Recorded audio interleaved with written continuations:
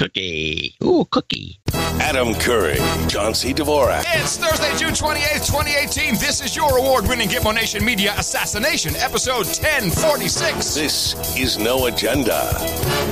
Borders, babies, baboons, and broadcasting live from the capital of the Drone Star State here in downtown Austin, Tejas, in the Cludio. In the morning, everybody. I'm Adam Curry. And from northern Silicon Valley, hey, ho, ho, Germany has got to go, and they did. No Brexit showdown for you. I'm John C. Dvorak. It's Crackpot and Buzzkill in the morning. I know the world has changed. They can't even fix a match properly anymore. Again, they have kind of a mini showdown coming. Yes. Well, we have England versus Belgium. Belgium could win. Yeah, but it's Group G. Who cares if they win? I think South Korea is going all the way. You know, politically, which is how we view these things, that would be a really good one. I totally agree. And, exactly. and for them to crush the Germans. Oh, yeah. Well, they didn't crush them. They beat them 1-0, and then they got an extra goal at the end. Yeah. 1-0. I love that you're already into the into the vocabulary of the footballs. Yeah, there's nothing like a good 0-0 game to get my blood boiling. Well, if it indeed is them, who are they going to play against? You'd South have to look Korea. at the groupings and figure it out. Well, I mean, what do you mean? I mean, some groupings can never play against each other. Is that what you're saying? No. There's like there are some. There's winners from each group. Yeah, I understand how it works. Yeah, they're going to end up playing at the end, and sometimes they're going to end up playing before the end. And then, since it's a knockout round, they'll take the guy out, and they will play. There's some matches that cannot be in the finals. Maybe we just throw Mexico in there. Just do South Korea, Mexico. Mexico lost. Oh. Who'd they play against? The Swedes beat them. Oh, that's right. But Mexico's back in it, supposedly, because Korea won. I don't even know how this works. What's your bracket look like? Why don't we just watch cricket and try to figure that out? Tea time. Everybody stop. Oh, I want to commend you, actually, as we get started here with the best podcast in the universe. You're welcome. It's been the past 2 episodes. And some people who listen to the show on the podcast only may not realize we do the show live. We do it live Thursday and Sundays at 9 a.m. Pacific time. And we have a pre-stream show. And, we're just kind of getting everything ready. And we're just dicking around, getting the troll room set up, get the stream going. And as long as I've known you, you've always played your instruments during this pre-stream. And I think recorder is now your instrument of choice. You're very good. The recorder, because I'm getting so good at the recorder. I must say, the last show, I went to make some toast, which you for some reason found odd and bizarre, and you did the toast song. Yeah, I did. And luckily, someone recorded the stream, and I'd like to share it with everyone now. John's going to be performing.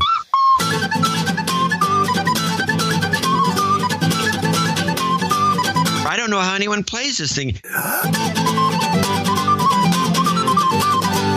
This is a recorder. Oh. If you blow harder, it changes the note. I don't know how anyone plays this thing. I got to get a little book on it. They're even complimenting your recorder playing today. Dvorak.org/NA. That hurts. Somebody's going to say, this guy's an idiot. Sorry, couldn't resist. Yeah, well, there you have it. So well, and I love how you make the recorder sound like a pan flute. It's fantastic. It's outstanding. So good at that. Well, that's what you can do. That's what makes the instrument so special. It really is. It is the Swiss Army knife of wind instruments. Yep. All right, did anything happen? Oh, yeah. That's right. If you and I were sitting down and writing the great script of America in 2018, I don't think we could have come up with better timing for the news cycle, for the hatred, for the insanity, than to have a Supreme Court justice announce his retirement at this very moment in all these cycles. which leads me to believe it was set up that way. It was beautiful. I mean, all of a sudden, kids in cages, who cares? We don't care about that. Well, the funny thing is, it was kind of set up that way, according to the best report. And I do have a couple of clips of this from the BBC. I would expect that. Yeah. But before we play that, so we know what the dimensions of this Kennedy was a conservative, quitting the Supreme Court. How old is he? He's not even that old, is he? Nah, he just got sick of it. He's been in there forever. He's the last. 30 years. 30 years he's been doing that. He just got sick of it just now. Perfect timing to get sick of it. Well, he knew that this was the time to do it because he was actually, if you listen to this, against Jonathan Turley on the BBC, which I'll play the clip in a second. But first I have to read a tweet from Matthew Kay. Literally in tears. Haven't felt this hopeless in a long time. With Justice Kennedy leaving, we now have two options as Americans. Get fitted for your Nazi uniform or report directly to your death camp. How do you fight the darkness without light? My spark is going out. Hashtag SCOTUS. Oh, wow. Meanwhile, a joker named Stefan, or New Jersey boy, made a comment in a reply saying, I don't want to upset you anymore, but there's no Wi-Fi at the death camps. Oh, no. Yeah, that was a good one. It was really quite fun. And what's interesting is we went from save the children, save the children, save the children to, oh, no, he's going to get rid of Roe versus Wade. Yeah. We can't kill the children. It hurts my brain a little bit. I was like, how am I supposed to understand this? Well, as someone pointed out, I don't think it was Jonathan Turley, maybe, is that there's no way they're not going to put a justice in that's going to get rid of Roe versus Wade. Because also, it's not as simple as 1, 2, 3. We just decided. I mean, I know that these people are nuts. But let's listen to the breakdown. This is Justice Kennedy 1 on the BBC. Changes on the court. It is very difficult to overstate this. The president does not have to make much of a change to the right from Kennedy to have really cascading changes across a dozen areas of law. Kennedy has an immense legacy, but it's also perhaps the most vulnerable legacy on the court. Most of his cases hang in a 5-4 vote, and he's the fifth vote. So anyone who is to the right of him could make really transformative change. So what sort of issues could be affected by this? Well, first of all, Kennedy was a reliable conservative who voted with the right of the court, except for areas of individual rights, excluding criminal law. When it came to gay rights, same-sex marriage, privacy, he would often speak in a different voice. I think he found his voice on those issues. It would be profoundly personal and passionate. The writing was quite different from his other decisions. It resonated with him, and that's what made him a critical bridge figure. He has a conservative philosophy, but he showed that you can have that philosophy and still defend individual rights. And that's, I think, going to be his most lasting legacy, is not just his vote, but his voice. Who was this guy talking? Jonathan Turley. You can look him up. He is a libertarian professor, and he's a very good commentator. Okay. And that was just the intro, but he actually gets pretty good. These clips aren't that long. I got a few of them. Probably this is only 39 seconds, but he does the last clip, which is the fourth clip. He brings something out that I thought this was, who cares? Okay, you're going to get another conservative in replacing a conservative. But this guy makes a very interesting point as he builds up to it. So let's go to clip 2. What do you think of the timing of his retirement coming in an election year? It could not be worse. I mean, the timing for Democrats, truly could not be worse. They risk the potential of being largely pedestrian in this entire confirmation fight. The Republicans got rid of the filibuster rule when they had the Gorsuch nomination. That means that this is set up for a straight muscle vote. Some of those Democrats may have difficulty voting against a nominee. They've got Democrats in states like Missouri, West Virginia, where President Trump is very popular. So it truly could not be worse for the Democrats. But now, if I understand correctly, the way it works, and we've been through this just recently, so I think my memory's pretty good. The Senate confirms a nomination pick. The president picks his nominee. And because of a change in the Senate rules, which was that Obamacare when that took place? It was something Harry Reid did. Yeah, and is that the it's not the nuclear option? Maybe it is. What is that? What you call? It is kind of, but it's specific. It's targeted. It's not like it's still in play for most things, but it's targeted for certain things. You don't need the 60 vote majority to pass something, and the Republicans switched it to that for the Gorsuch nomination, and they've just pushed him through, and they're going to do it again, and that's why Kennedy quit. Don't make any, you can hear a lot of different analysis. What do you mean that's why he quit? What do you mean? Well, as you'll hear, I didn't know this, but Turley brings out, I think in the next clip, it kind of explains it, and then I'll explain why Kennedy quit. Moreover, of all the things you could say about President Trump, the one thing you cannot say is that he doesn't keep his promises. More than any president I know of, certainly in my lifetime, he's kept his promises. You might not like them, but this was the biggest of the promises. He would repeat this continually, that he would move that court to the right, and everyone knew he was talking about Kennedy's seat. Kennedy was expected to quit at some point, and this was his most opportune moment because right now the Republicans are in charge of everything. After the next elections, they won't be. Who knows? Right, exactly. Or they might be. I mean, they still might be. You don't know because the Democrats, and I believe there's some very nasty advertising that's beginning right now that's targeting the Democrats. Oh, really? And it's really something. Like what? Well, the one that was just released by I don't have a clip of it because it's almost you mean the video as a very visual thing. It doesn't make sense to clip it. I personally thought it wasn't all that great. When I see a limousine burning, I'm also like, yeah, screw them, burn the limos. The limo burning is the only thing that's probably. They should have taken that out. I think that was a mistake. That should have been taken out. It gave me pause. I'm like, oh. Yeah, but still, they should have had a cop car burning. Yeah, something like that. But and then there's a QAnon thing that's floating around, and there's some other stuff that's very strangely done. I think I'm starting to think QAnon is as a Roger Stone operation. Well, it's a psyop for sure. We're just not sure exactly who's running it. But if you listen to the video, they just came out with a video that's pretty extreme. I think they're finally. They've built up enough material, or the Democrats have given them enough material that they've collected. And Maxine Waters is, of course, the key to this because she's an idiot. And they're just going to use her and some of these other guys to scare the public.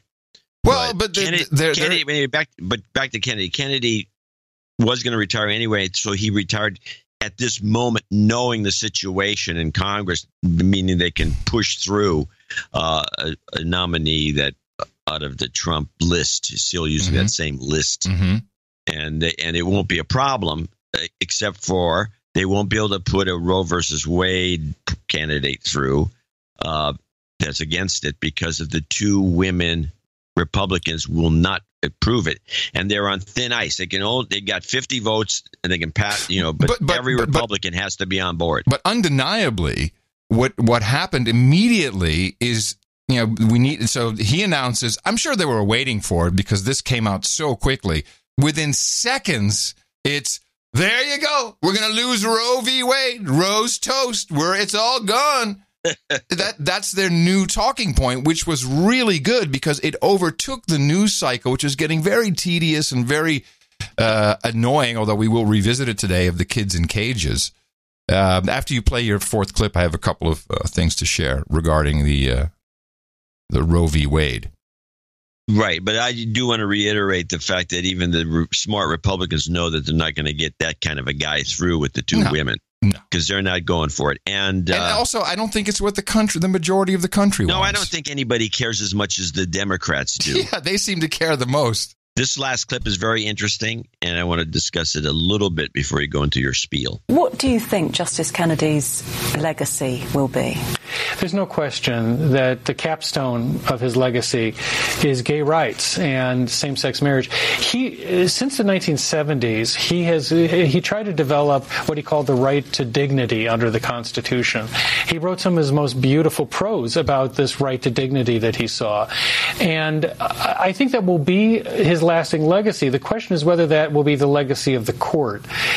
It'll take very little to change that. And I expect the right to dignity may be the first casualty of the post-Kennedy era.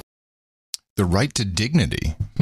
I found that fascinating because apparently, and why I find it fascinating is not just the idea of the right to dignity, which is like privacy.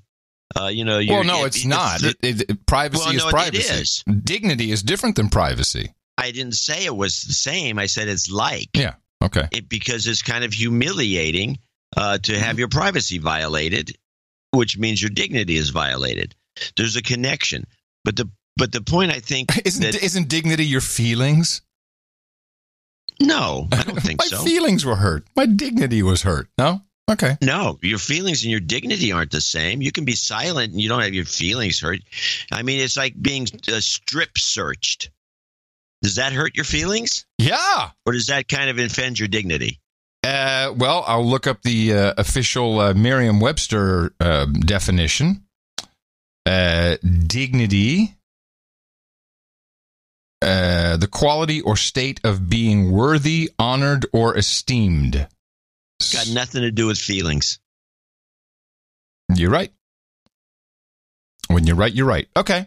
So the right to dignity. I didn't know this is in the Constitution. You have the right to dignity? No, well, there's a lot of stuff not in the Constitution, but it's like something that was derived from the Federalist Papers, no doubt.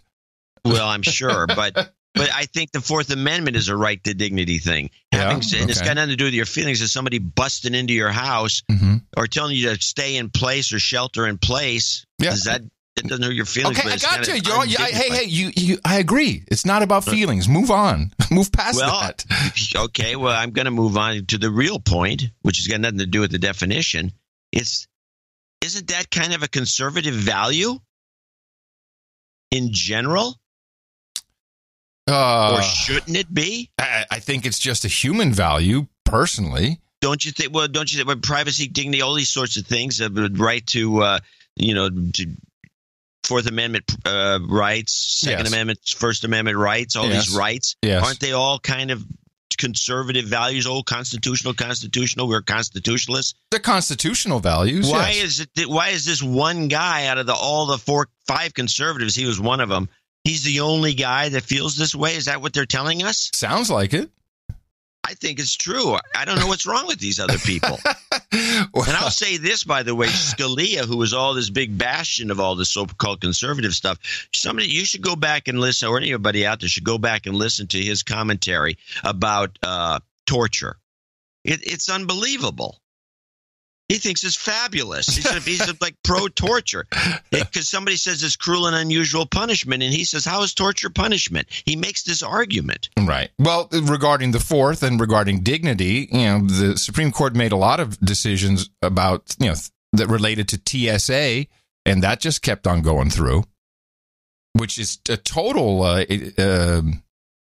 disrespect for your dignity. I agree.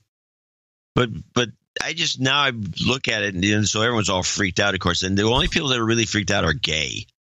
That guy who wrote that little commentary that I read on, he's obviously gay because he's going on about his interiors. We're all going to be sent to death camps. He's talking about the gay community because the only guy who stood up for the gays on the conservative side was Kennedy.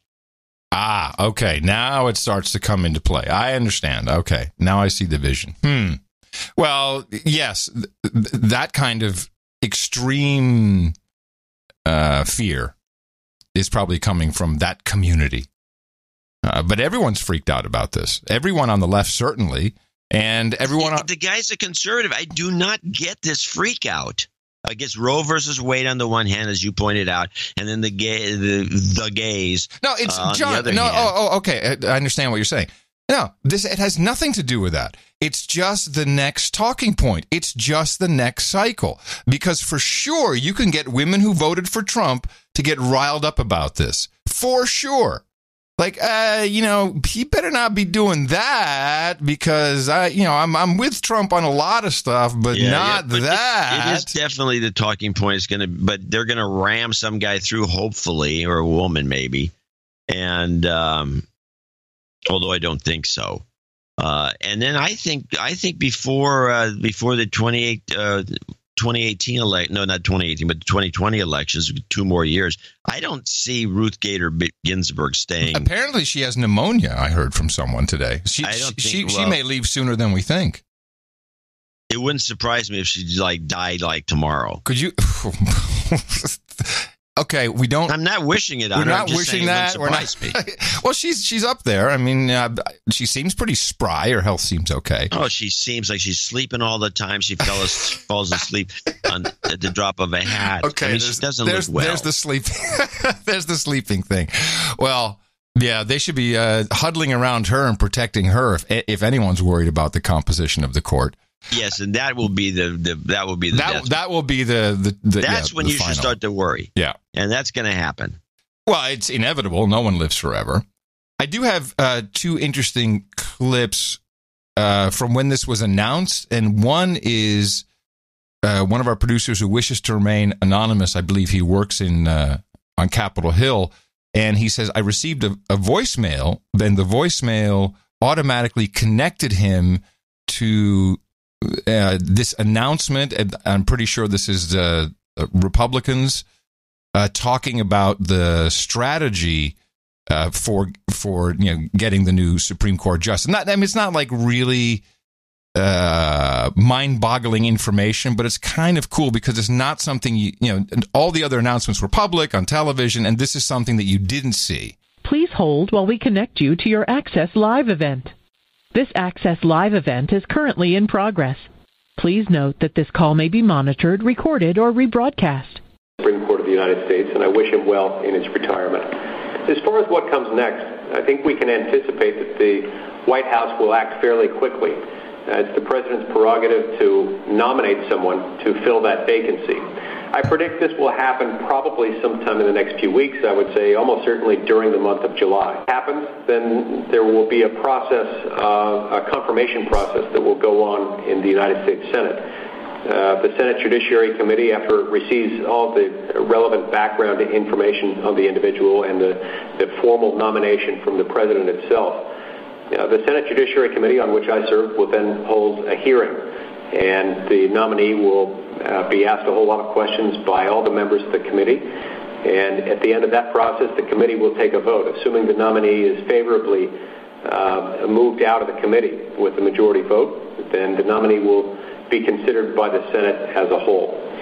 I suspect that the whole process is likely to be completed sometime between now and early October.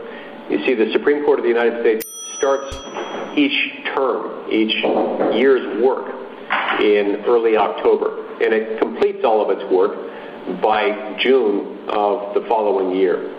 The Supreme Court finished its work today, and that's one of the reasons why Justice Kennedy chose to announce his retirement today.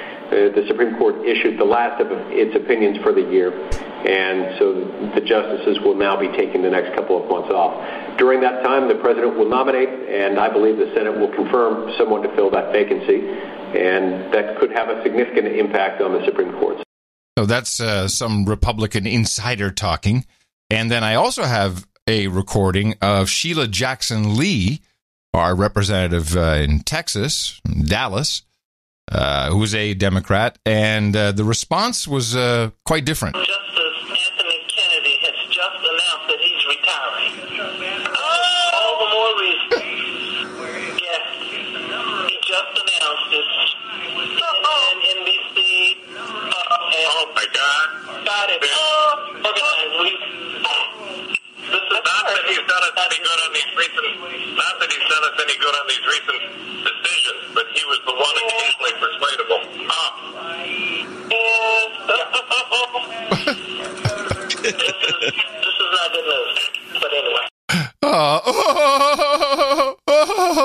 it sounded like, despair. Yeah. And here is one of the best versions of the talking point, which is Roe v. Wade. It comes from Ron Klein. Who is he again? Ron Klein. Name rings a bell nowadays. He was on Chris Matthews. He's a jamoke. He's a jamoke. Doesn't matter because he definitely was all in with the alliteration. Ron, we're going to begin with you. I know you were on the Judiciary Committee during the Clinton confirmations, getting Ruth Bader Ginsburg through the committee. Within the Obama administration, you helped get Sonia Sotomayor and Elena Kagan through the Judiciary Committee with your experience. What do you see as the possibilities tonight? Well, I think the Democrats are going to have to fight hard. But I think if they fight hard, it's an open question as to what will happen. You laid out one scenario, Lawrence. I think there are others. Look, I think the key thing is to focus on a woman's right to choose.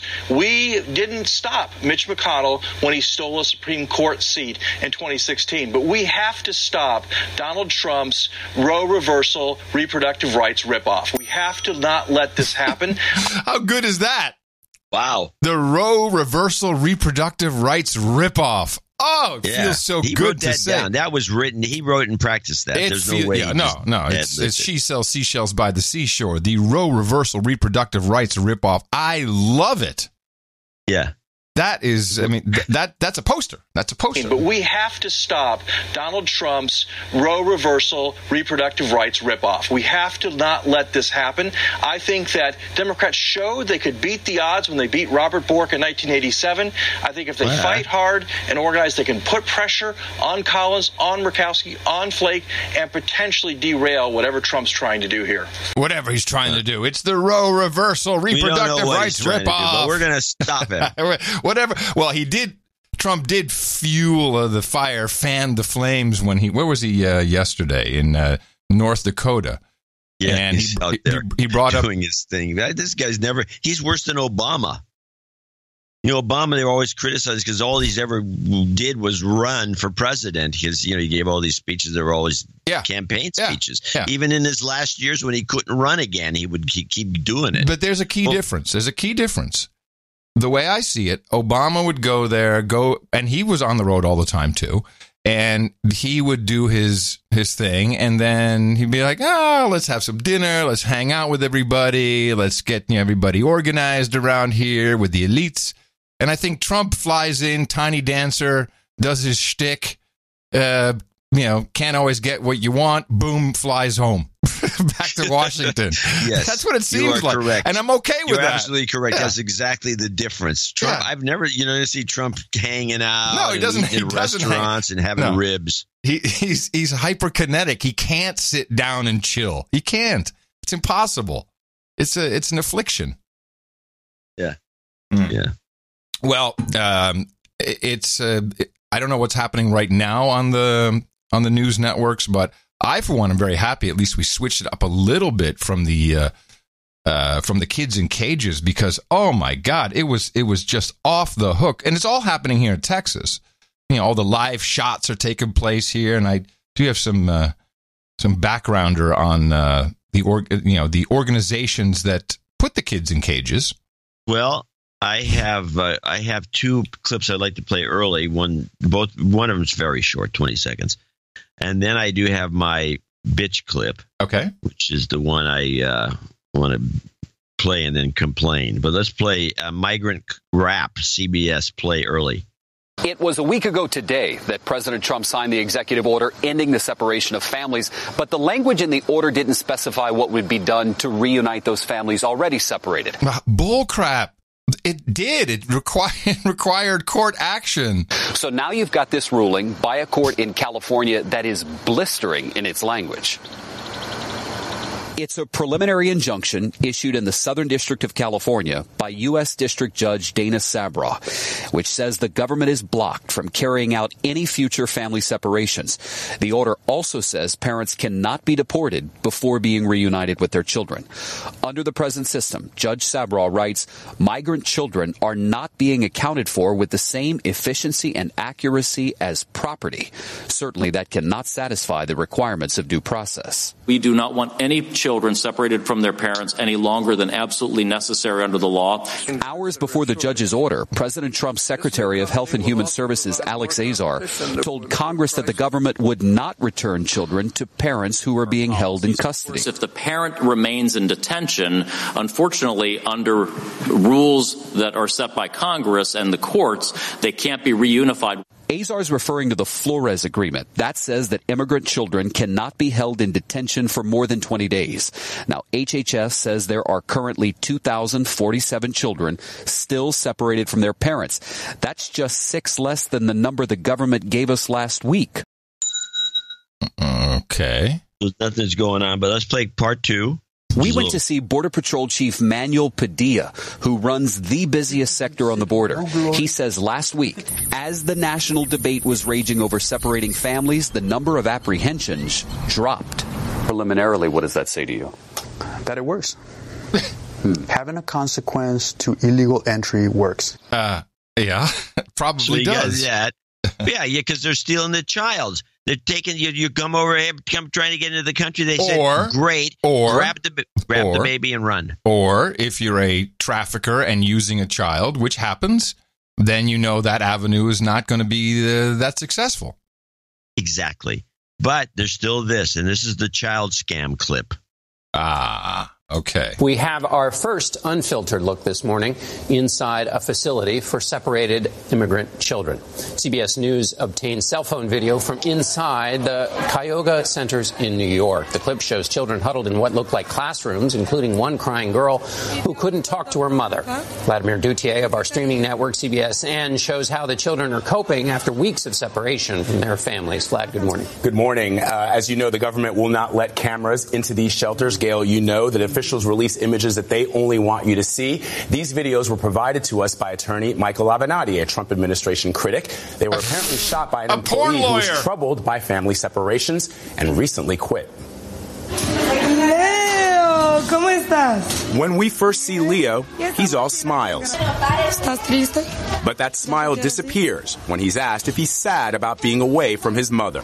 Attorney Michael Avenatti represents Leo's mother, Lourdes. He says the two were separated 48 hours after arriving at the Texas border May 10th. She had no idea where he was for the better part of 3 weeks, and she was distraught over it. What is Leo's mother's status now? She's been deported back to Guatemala.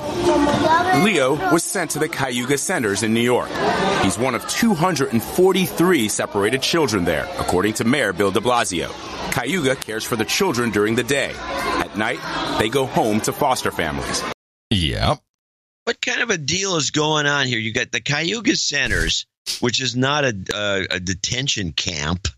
It's a former orphanage that dates back to 1854 that has repurposed itself to be a kind of a not a shelter by any means, but a day camp for kids that have, I guess, live in foster homes in this case.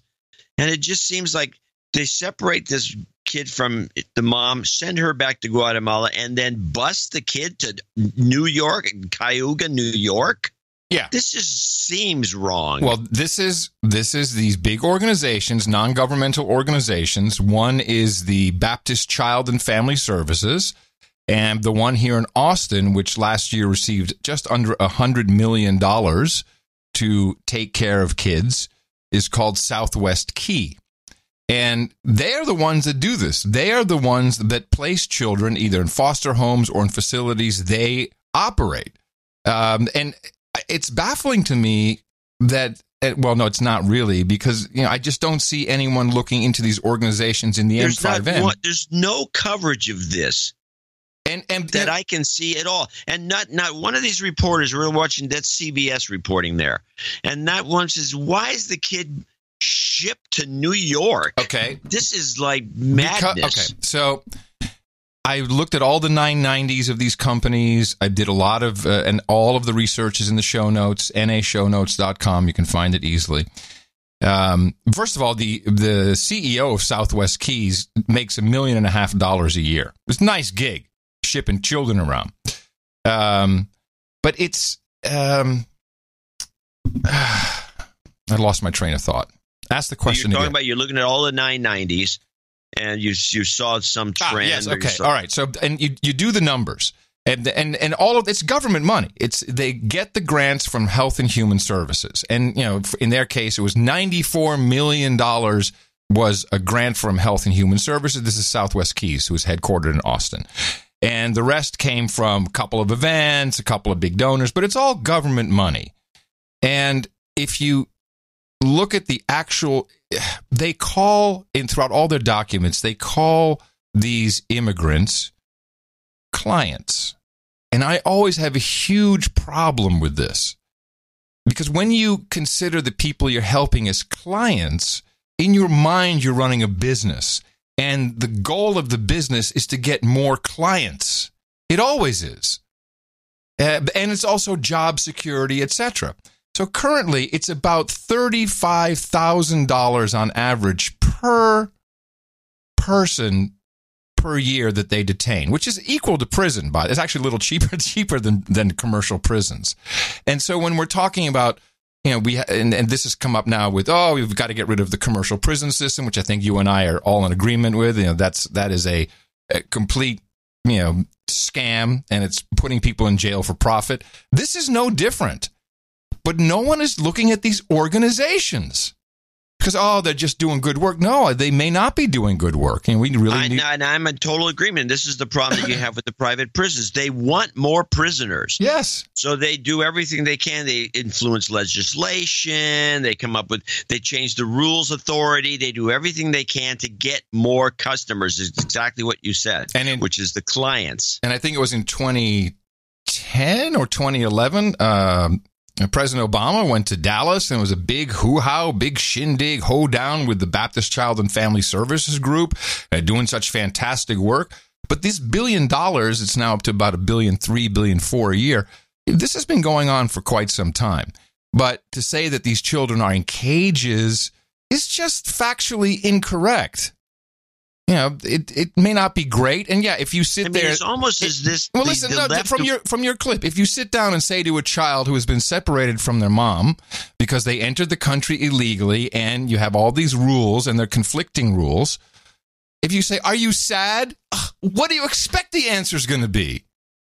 Yeah, it's great. Screw that old hag. No, of course not. So it's just playing on everyone's emotions in crazy ways. Yeah, that's great, but it seems to me that the left in particular is being used. Yes. Because they're the ones who are promoting this. Yep. They want these. They want to, they're the ones that have made a big fuss out of this.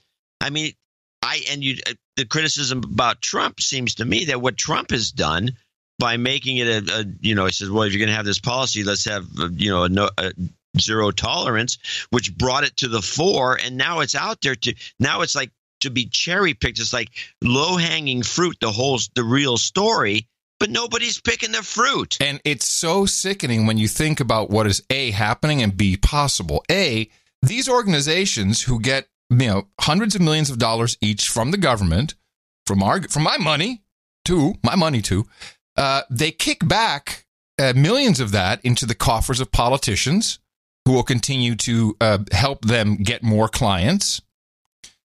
And it opens up a very dangerous, and I've seen no research on this, but hopefully someone can find some. Why wouldn't you toss a few bucks to some of these traffickers? Hey, bring a few more over. I mean, it's clearly a possibility when you have clients and you want more. It's clearly a possibility, and you're right. I would think it probably. You can't accuse them of doing it because have no proof, but not yet. It makes nothing but logical sense to do it. Yes, and we saw that happen with the court system. With the schools tossing kids into juvie and then getting processed as adults and thrown into jail. We've covered all of that. So why wouldn't it be happening in this case? And maybe that's part of what is supposed to be uncovered is this incredible scam which has been going on for years. But now has come to the forefront due to the zero tolerance policy because now, of course, everything is blowing up and no one can handle the deluge. So it's disturbing. But more disturbing to me is the subtle change in all the so-called reporting, moving it from illegal immigrants to immigrants. Let me see. So everything is discussed in a framework of these are just people who are immigrating to our country. We're a nation. We forget the whole illegal part. And by the way, it may be broken, but I've brought 2 people in on the system. I've helped someone else here locally who was here illegally, and I helped her and her family get legal. The system does work. You just have to actually do it. And sadly, it costs a lot of money. Yeah, you're talking at least $3,000 on the low end per person. That's just what it costs to do it legally. I think, and I've been through all these throughout the years. I've been through all the cost of this. It's $400 here. And remember that one time that's like with my previous with my ex-wife. Yeah, they had all these. I thought it was like $10,000 or something. You were out. Well. You'll recall that she tried to enter the country, and even though we were married at the time, the paperwork, and it was my mistake, the paperwork was incorrect, even though technically she had every right to be here, and she got sent back at JFK. She got sent back. Do you remember I was in Holland for 3 months? Yeah, I remember. The show was from Holland. Yeah. It made the show more international. Yeah. So it did make it more international, but it was not a fun process. No, you don't want to be forced to go to. I mean, no plan. You got boom. You left. You had to keep 2 places. That is terrible.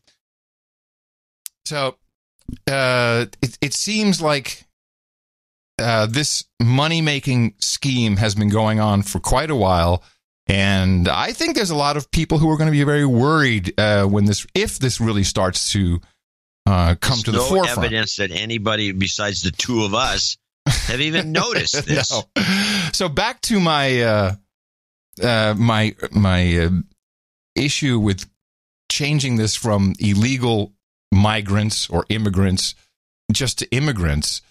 Rob Reiner and his wife, who we rarely hear from his wife. Have you ever heard Michelle Reiner speak? No, never. I didn't even know he had a wife.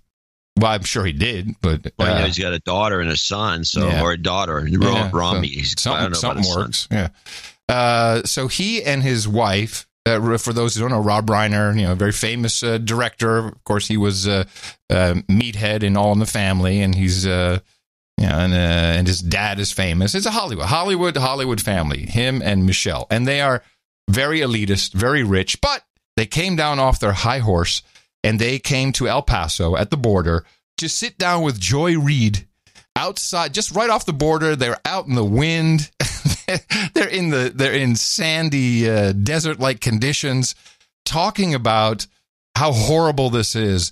And well, you can only surmise what the conclusion is of all of this. And this was so unhinged from both of them that I just pulled a couple of clips because it's very unhinged. That's the only word I have for it. Here we start off with Rob Reiner, Michelle Reiner with Joy Reid. But the truth of the matter is, there is no crisis except for the one that Donald Trump created. Yeah. There is no crisis here. But he created one, and clearly all he's interested in at this point, let's cut to the chase. This is about racism. This is pure and simple racism. That's all this is. He's hoping that the people who support him will be ginned up and running to the polls to make sure that brown people don't come into America. That's exactly what's going on here. And and in the process, he's destroying families. That's how simple he thinks. Is that Trump doesn't want brown families to be in America, which is what all of his supporters think, and so he's just a racist. Now let's hear from Michelle Reiner. Because I hate to repeat what he just said, but this is based on racism, period, as they like to say. That's all this is. They don't want more brown people coming into this country and taking their jobs. Immigration is lower than it's ever been. There's no crisis at the border, and it's just an inhumane, unconscionable act that they did by separating children. And I have to tell you, my mother was in Auschwitz. She got separated from her entire family, lost her entire family. I never thought I would live to see something like that, particularly in this country, ever again in my life. Oh, it's exactly the same. This is fantastic. Lifetime. Yeah. It's hideous. And by the way, as a fellow Jew, I'd like to hear Ivanka speak up. Where is Ivanka? Not just where are the girls, where is Ivanka? You know, her mission is women and children. She's here to help them, as well as Melania, supposedly.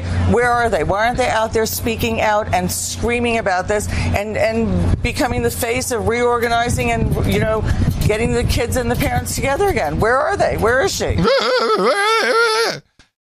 You'll see that she wears the pants in a minute. Now, is it... she says inhumane. Reiner says inhuman. Is there a difference in those two? I don't think there's a word. I don't think inhuman is a word. This is inhuman. What we're doing in the United States of America is inhuman. And you mentioned it a second ago. He launched this campaign basically saying Mexicans are rapists, they're murderers. That's what he's still selling. Okay, basically saying, no, that's not basically what he said, but okay, for your argument. It's the only thing he can sell to that racist base of his. And that's what he's been doing. He started his political career and saying Obama was not a legitimate president. Racist. This is all a reaction. The people who support him are frightened to death of this country becoming the Browning of America. It's about immigration. It's about people coming together. We've been doing this for hundreds of years.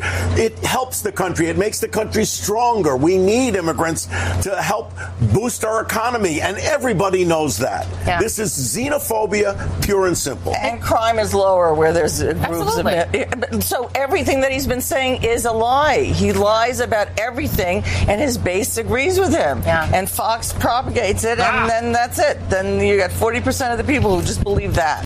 Yeah, I've noticed this too. Jeez. There's the detractors have a huge issue with Fox News, which of course started with Obama. He said that the people watch Fox News are, well, paraphrasing, idiots. And for some reason, there's this belief amongst the radical left who are saying, I think, very horrible things, what they're saying here, that Fox News, Fox News is making it all happen. That Fox News is so powerful that MSNBC, CNN, CBS, ABC, NBC, they can't fight the evil Fox News. And that's what people they imply. Yeah, there's no doubt about it. Let me give you the definition of the word inhuman is true. Okay. Lacking human qualities of compassion and mercy, cruel and barbaric. That's inhuman. Mm-hmm. Inhumane is without compassion for misery or suffering, without compassion for specifically misery or suffering. Oh, so they're both right. Yeah, the two words are slightly different in their definitions, but one of them likes to use one and the other one likes to use the other, showing their individuality. I learned something. Again, you'll see that she wears the pants. I learned something from Michelle Reiner, which I did not know, regarding Godwin's Law. Godwin's Law was Godwin's still around, the guy who came up with the famous statement that once someone calls someone else Hitler online, then the conversation is over. Yeah. Am I categorizing Godwin's Law properly? Yeah. In fact, as a definition, since I'm on this thing, Godwin's Law is an internet adage asserting that as an online discussion grows longer, the probability of a comparison involving Hitler approaches 1 degree. Anyway, so yeah. You know, Michelle, you talked about your family's experiences, and, you know, there is the Godwin's Law, which, by the way, Godwin himself suspended for Donald Trump. This is true. Did you know that? What? Godwin suspended his own law for Donald Trump. I didn't know this. I did not know this. No. Yeah. If you look it up, he tweeted. He said, "Oh shoot, let me get it now. Hold on. Godwin suspends own law. It's fantastic. Here we go. I thought it was a tweet somewhere. Yeah, this was around Charlottesville." And he said, "By all means, compare these shitheads to Nazis again and again. I'm with you." So he suspended his own law, which kind of ruins the whole Godwin's Law argument. Yeah. Who knew? You know, Michelle, you talked about your family's experiences, and, you know, there is the Godwin's Law, which, by the way, Godwin himself suspended for Donald Trump, which says that you know, when you make the analogy to the 1930s Germany, you go too far. But there are a lot of people who are talking about the fact that it didn't begin with the violence against Jewish people. It began with the rhetoric about people being vermin, about people infesting the country, about people being criminals. And that rhetoric is pretty consistent. Yeah. And that is one of the things I think that's destabilizing and really frightening a lot of people. They follow the exact pattern that Hitler has, I hate to say it, with the propaganda, even down to the Red Cross went into Auschwitz. They cleaned it up for 2 days. It looked fine. They went back. They said everything seems fine there, you know? And it's a fascist playbook. Same thing that when Melania did that ridiculous trip in that ridiculous shirt and went down there. Fascist, I tell you. Yeah, Red Cross, fascist. Everyone's fascist. Hitler, fascist. They kill you. It's the playbook. It's the playbook. It's the playbook. The playbook's back in play. How is Hollywood helping, or are they? What's the balance on how much that helps, how much that doesn't help? What do you think? I think it helps if you understand the issues and you can speak intelligently about them. I think it doesn't help when you say F Trump. That kind of stuff doesn't help. Oh. But if you understand what's going on... I can't wait to see what De Niro has to say about that. Really, man? What are you doing about it, Reiner? This could be a little rift internally, I'm thinking. This stuff doesn't help. But if you understand what's going on and you can put it in context, we have a president who does not understand the nexus between politics, policy, and government and how that all works. So he just throws something out that he knows his base will lap up, but he doesn't know how that's going to ultimately be implemented and how it's going to play out. Yeah. And so he winds up with this insane policy.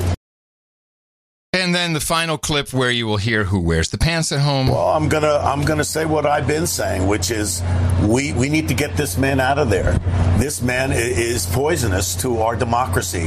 We're right now at a point where democracy is hanging by a thread. I mean, right now the courts are holding, and right now the press, a big chunk of the press, is doing their job.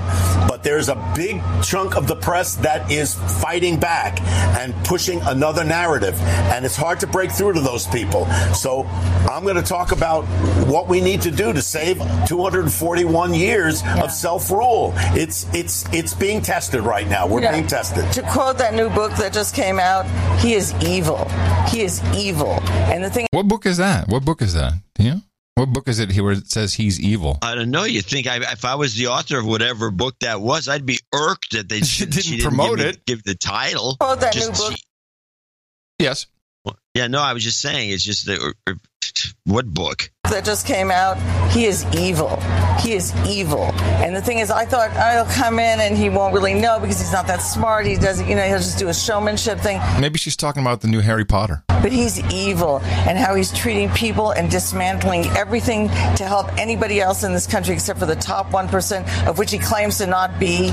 It's that's the joke of it all. But he's not a good man. Are you more worried or more hopeful today? Worried. I'm worried, but I'm also hopeful. I'm really hopeful worried. because you know what? I do believe in the decency of human beings. Yeah, but they haven't done anything about the cyber attacks. Yeah. They haven't done anything to change what happened in 2016. The same bots, the same things are going on that went on then. What's changed? What's to stop Russia from taking over this election in 2018? What's changed, in my opinion, is that Donald Trump is in the White House.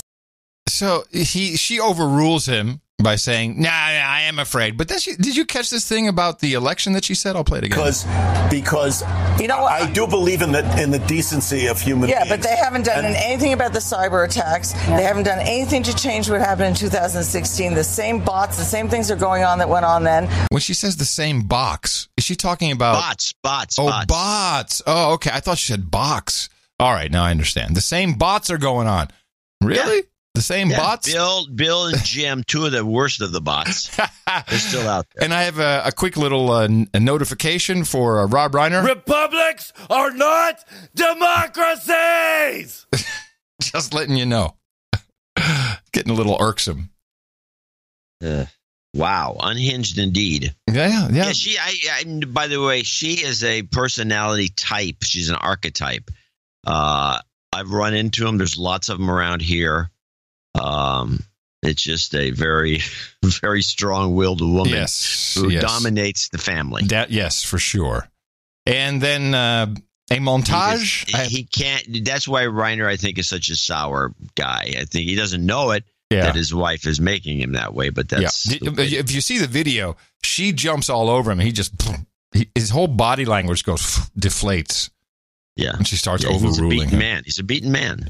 Hey, we need a new campaign. Save Rob Reiner from his marriage. Save Rob Reiner. Save Rob Reiner. So the media took all this and really rolled it up into one. And I have a nice montage here, a compilage of how Trump is turning Trump supporters and voters, I don't know if there's a difference, into public enemy number one. If you vote for Trump, then you, the voter, you, not Donald Trump, are standing at the border like Nazis going, you here, you here. And I think we now have to flip it. And it's a given the evilness of Donald Trump. If you hold down the woman while the rapist is raping her, and you didn't rape her, are you a rapist? Tens of millions of people voted for him after he showed his cards for years. But are you suggesting that they're racist, or they're yes? The people who vote, all the people who voted for Donald Trump are racist. Yes. If Republicans weren't so racist, they could encourage black people who are morally conservative to be on their side. Those people who are supporting what he's doing here are racist, period. It's movements and people that are speaking up for things, whether we're talking about civil rights movement, whatever else, those movements should be nonviolent, but they should not be non-confrontational. And so these policies that this administration is putting forth are intentionally cruel, they are racist, and it is our job as citizens to speak out against that. Now, does that mean that we're going to be violent? No. But does that mean that Sarah Sanders can have a nice, quiet dinner with her family when she's taking our tax dollars to implement this policy? I don't think so. Anybody who votes for and supports a racist is a racist. You are culpable, white America. I'm sorry. Is it complicit or either you're enabling? Kristen Walker, how do you resist the temptation to run up and wring her neck? Why 25% of the country, whether it's 25, 20, 30%, are hardcore racist. They do not want to see brown people coming into America. That's just what's going on here. There are still generations of people, older people, who were born and bred and marinated in that prejudice and racism. And they just have to die. Oh, thank you, Oprah. What? Yeah, it's Oprah. They have to die? Yep. What is wrong with these people? Wring her neck? They feel pretty. Die? Feel pretty strongly about their convictions, I guess. Wow. Although this reminds me of one of the screw ups. I had this clip from another show, but there was this screw up. Trump signed a thing to stop this, and then the judge came out. And these guys, this is just about. Apparently, it's one of the groups in California. They have a playbook, and so they just decide because of the kids being separated, they're going to go on a 24-day fast. and it's like they're looking at each other like, why are we starving ourselves for this? It doesn't make any sense. But just play this clip, and you get a kick out of it. After the signing, 24-day fast. Tonight, emotions boiling over on the border. In McAllen, Texas, the epicenter of the crisis, demonstrators blocking a bus full of immigrant children, creating a tense standoff between protesters and police.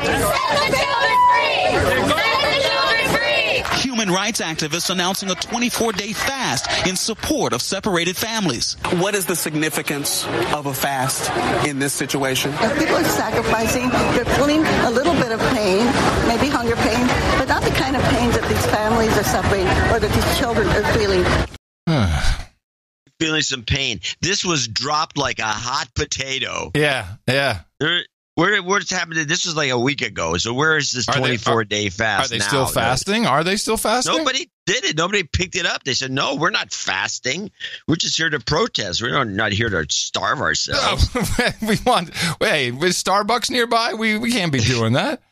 Yeah, let me see if I don't see any updates about this. No, because it failed. It was a fail. Epic fail. It was a 24-day fasting chain initiated by Carrie Kennedy, the daughter of late Robert F. Yeah. Yeah, I'm sure she's out there. Is she still hunger striking? No. This is all bull crap. These guys are full of it. And it apparently it was a 40-day hunger strike first. And That's kind of long. I never heard of that one. Yeah, here. What is this? Hunger strikes are not effective. I mean, especially if you think of as Trump as some sort of evil person, I'd like to see you die. By the way, I'm reminded of the era of the George Bush administration, where, of course, they all love Bush now. Yeah. But they called him a Hitler and Nazi back then too. They called him a Hitler and Nazi and evil. Yeah. And there was this. We talked about this on the show.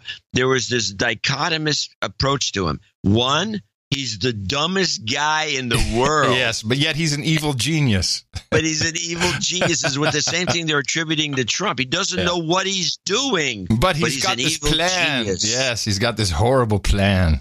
Make up your mind, people. Yeah, it's really quite astounding, really. Quite astounding. And this is going on everywhere, when because I have conversations here in Austin too, and and certainly with Europeans are all up in arms about this. And I said, I'm sorry, at least we put them in cages. You had them in a freaking camp in Calais, thousands of people stinking, walking in their own crap, called the jungle or whatever, burned it was called. Down, hanging off of trucks. Jeez. At least we put them in cages. This is typical. Any EU person that's over here, pontificating. It's like Piers Morgan and his anti-gun stuff. Yeah. What does a Brit know about American philosophies regarding guns? But it's nothing. Nothing. That's the point. They just want to take their ideas and shove them over to us. Well, the BBC is doing a fine job of equating everybody who's against the overrun of the European Union planned as per the Kalergi plan. Anyone who's against that, who wants to defend their little nation state, it's no longer a country. Now you just have a state of the European Union. They're racist, and it's exactly the same thing, exactly the same. And so the same people. This is the Hungarian foreign minister. Who would be interviewed by BBC Newsnight. It's a little bit long, but it'll take us into the break because it's and the guy's, he speaks English fairly well. And the idea here is, look, we really want to stop people at our border. And this was announced by the Prime Minister. What's his name again? The guy who kicked Soros out of the country. He said, we don't want this. We don't want in Hungary. Yeah. Oban. Not Oban. Yeah, that's a Victor. That's a whiskey, isn't it? Is it Oban? Victor Oban, is that what it is? It's Victor Whiskey from now on. So here is the foreign manager being challenged by BBC Newsnight. The current migration policy of the European Union can be very easily translated as an invitation in the mindset of those people who can easily make a decision to hit the road towards Europe based on their everyday life situation. On World Refugee Day last week, you passed a new law which makes it illegal to help migrants. It criminalises helping undocumented immigrants, and that includes asylum seekers. Why would you do that? There are organizations who help people to ask for asylum even if they have no legal basis for that, and promoting the violation of the Hungarian border. Promoting also this also dovetails in with it's unclear who exactly is behind it, but the mission-lifeline.de ship, which is belongs to one or multiple NGOs who go pick people up off the coast of Libya. Clients, I might remind you, they're clients. That's the same thing happening in Europe. And then they bring them over, and then the new Italian government said, no, you're not landing here. We don't want you. So they wind up in, I think, Malta eventually. I forgot where this last group went. Yeah, they go to Malta. But if you're in agreement with Orban and his boys, you're an obviously Nazi fascist, but they have a history of dealing with Muslims. I was going to say, Hungary has quite a history when it comes to fascism. Didn't go so well for them.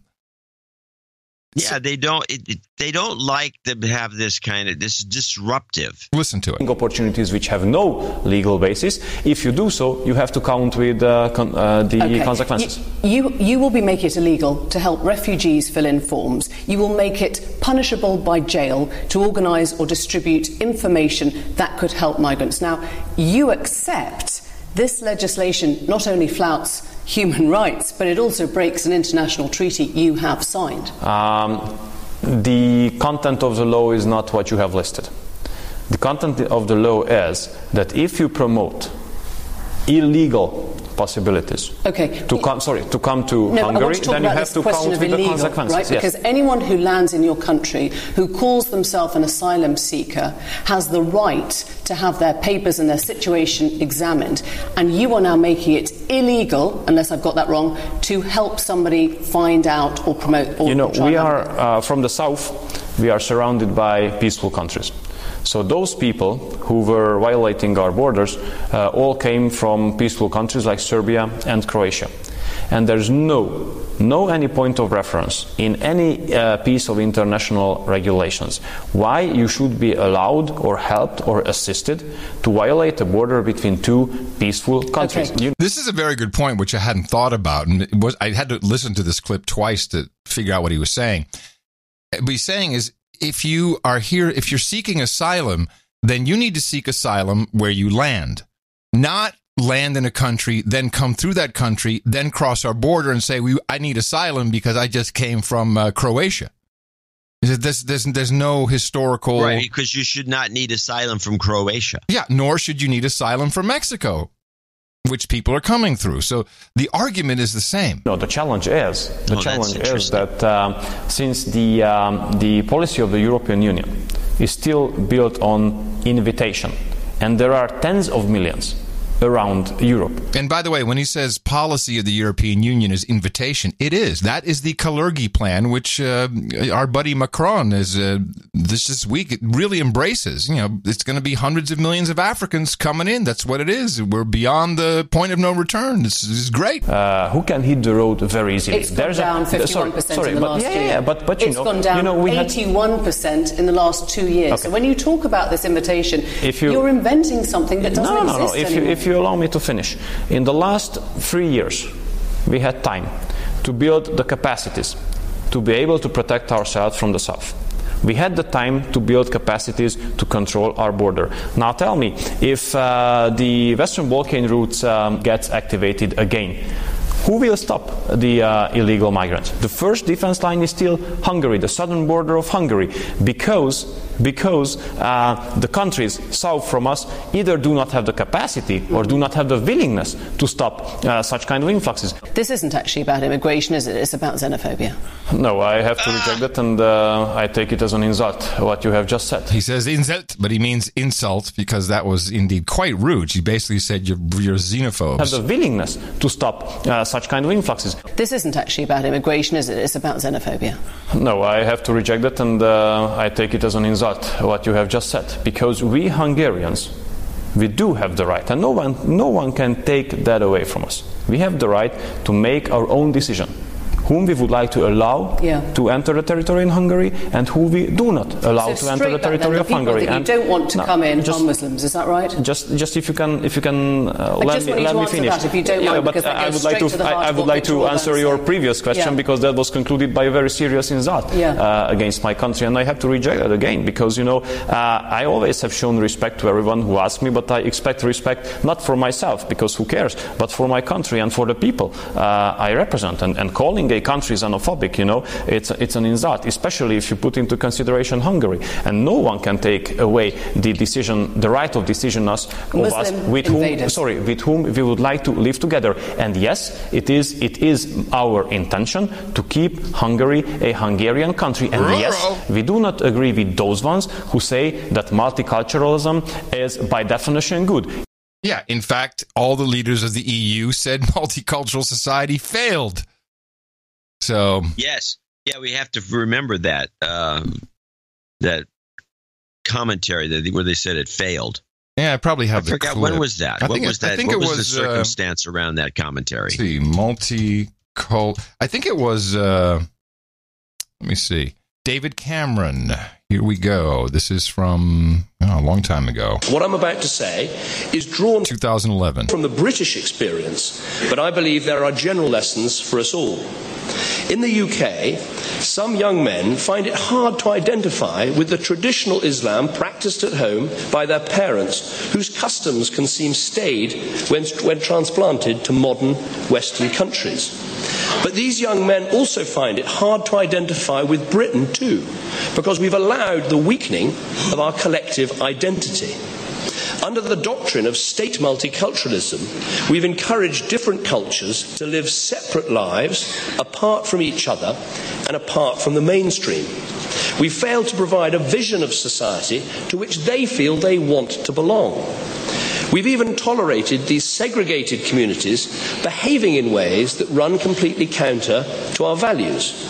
So when a white person holds objectionable views, racist views for instance, we rightly condemn them. But when equally unacceptable views or practices come from someone who isn't white, we've been too cautious, frankly even fearful, to stand up to them.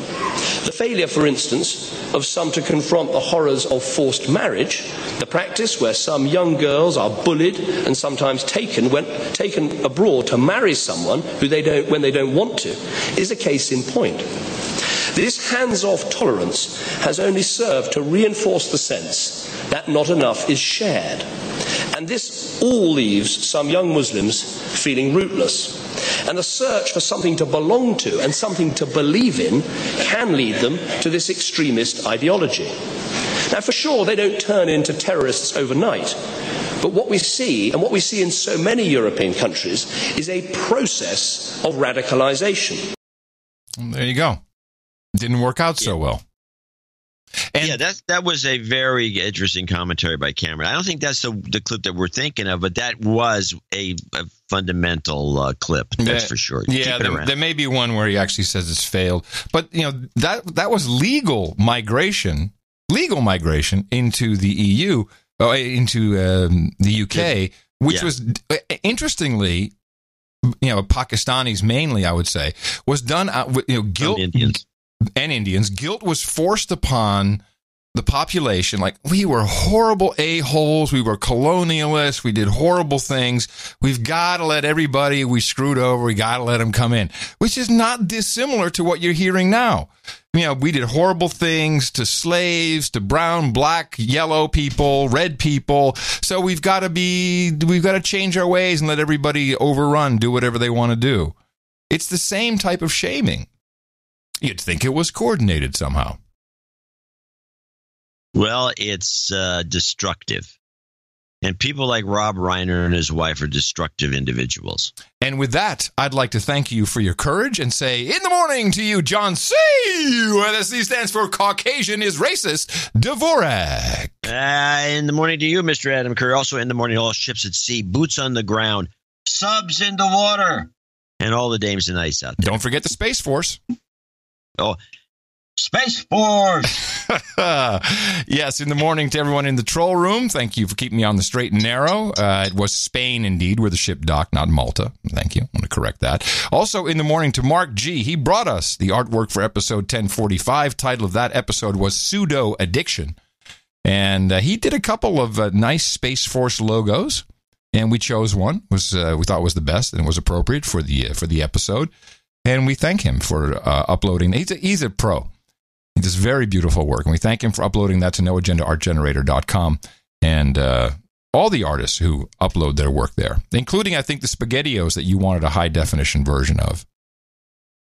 I want a high-definition version of a number of these, and I wish the artists would... I have a feeling that maybe... Aren't they in high def on the server, maybe? Have you talked to Sir Paul about it? No? No, they send them up at the right size, which is this 5 something by 5 something. We need there's the one in particular is that shield that has been redone, and I think it's turned into a poster. I really like that artwork. Yeah, I have a couple of T-shirts of that one. That's really beautiful. I agree. Yeah, it's quite something. All right, well, let's thank a few people for helping us up on out on show 1046. 1046. Starting with Nate. Came in with 333.33, become an executive producer from Michigan, Grand Rapids. Oh, great. He's probably in the club, I'm guessing. Oh, yeah. The local number one of our agenda group. Yep. I think. I'm if sure he's not, he should be. Join now.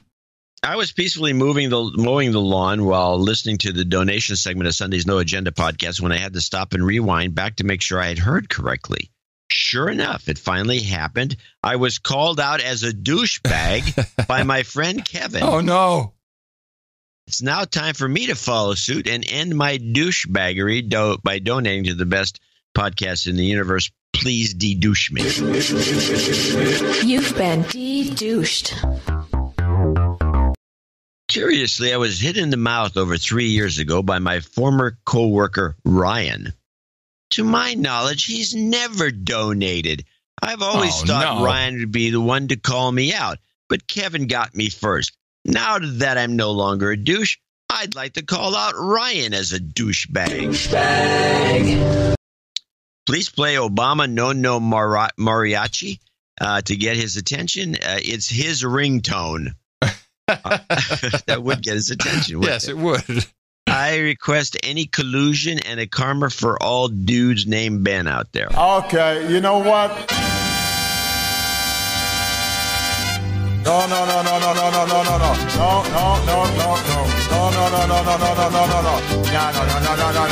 Hey, any collusion? I think his first name may have been Ben. So a guy named Ben, a dude named Ben. You've got karma. Anonymous from Three Rivers, California, 333. Three Rivers, 333.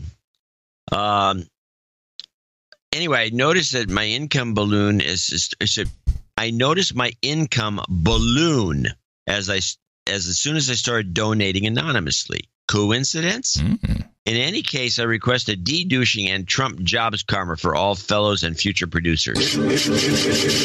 You've been de-douched. Thanks to them and you two for this life-saving podcast. Wow. Everyone else, go to PayPal or your checkbook and learn a fun lesson about how this whole karma thing works. My first donation was $45.18 for John's birthday 2 months ago, and I'm already executive producing bling bling. Your favorite word. Yeah. My favorite. Yeah, all righty. Jobs. You've got karma. Thank you very much, Anonymous. Dr. Jeff in New York City, also $333.33. These guys will be our executive producers for show 1046. Longtime listener, first-time donor. Thank you for the twice-weekly dose of intelligent deconstruction and analysis. Keep up the important work of unraveling the consistent confabulation and hysteria of the M5M. Constant confabulation. I'd like to request a de-douching. You've been de-douched. Jobs, karma, and an F cancer. Best, Dr. Jeff in New York City. Oops, sorry. Yeah, okay. Jobs, and jobs. Let's vote for jobs. You've got karma. Sir Tim, $250. Parts unknown. Word from Gitmo Nation, Durland, Singapore.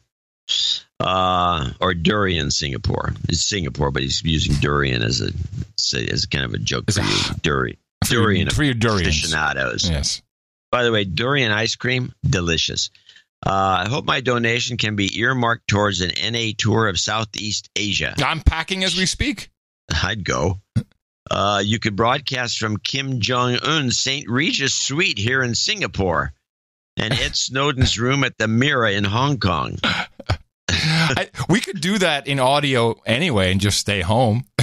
Hey, John, I'm in Kim Jong-un's suite here in the St. Regis. It's just very spacious and yes, it's really fantastic. I'm happy to be here in Southeast Asia. Room service. Sir Cal of Lavender Blossoms, 2, 3, 4, 5. All right, Sir Cal. Sir Cal of his Lavender Blossoms, boy. Stay woke, douchebags. I missed the Korean news lady jingle. Would you please play it to enlighten me? Sir Cal, Lavender Blossoms. How's your eyeball, John? I'm getting there. It feels good. I see better than I did by far. Does he want a karma as well, or? I think he wants that. Yeah, give him a karma. He needs it for. He's got the Lavender Blossom business. Give him a website plug. LavenderBlossoms.org for the best CBD THC products endorsed and approved. Without payment, at least not directly. by the No Agenda Show. You've used the product. I continuously use this product. I love the Night Nurse. He should add in boner pills. We could have a whole gig.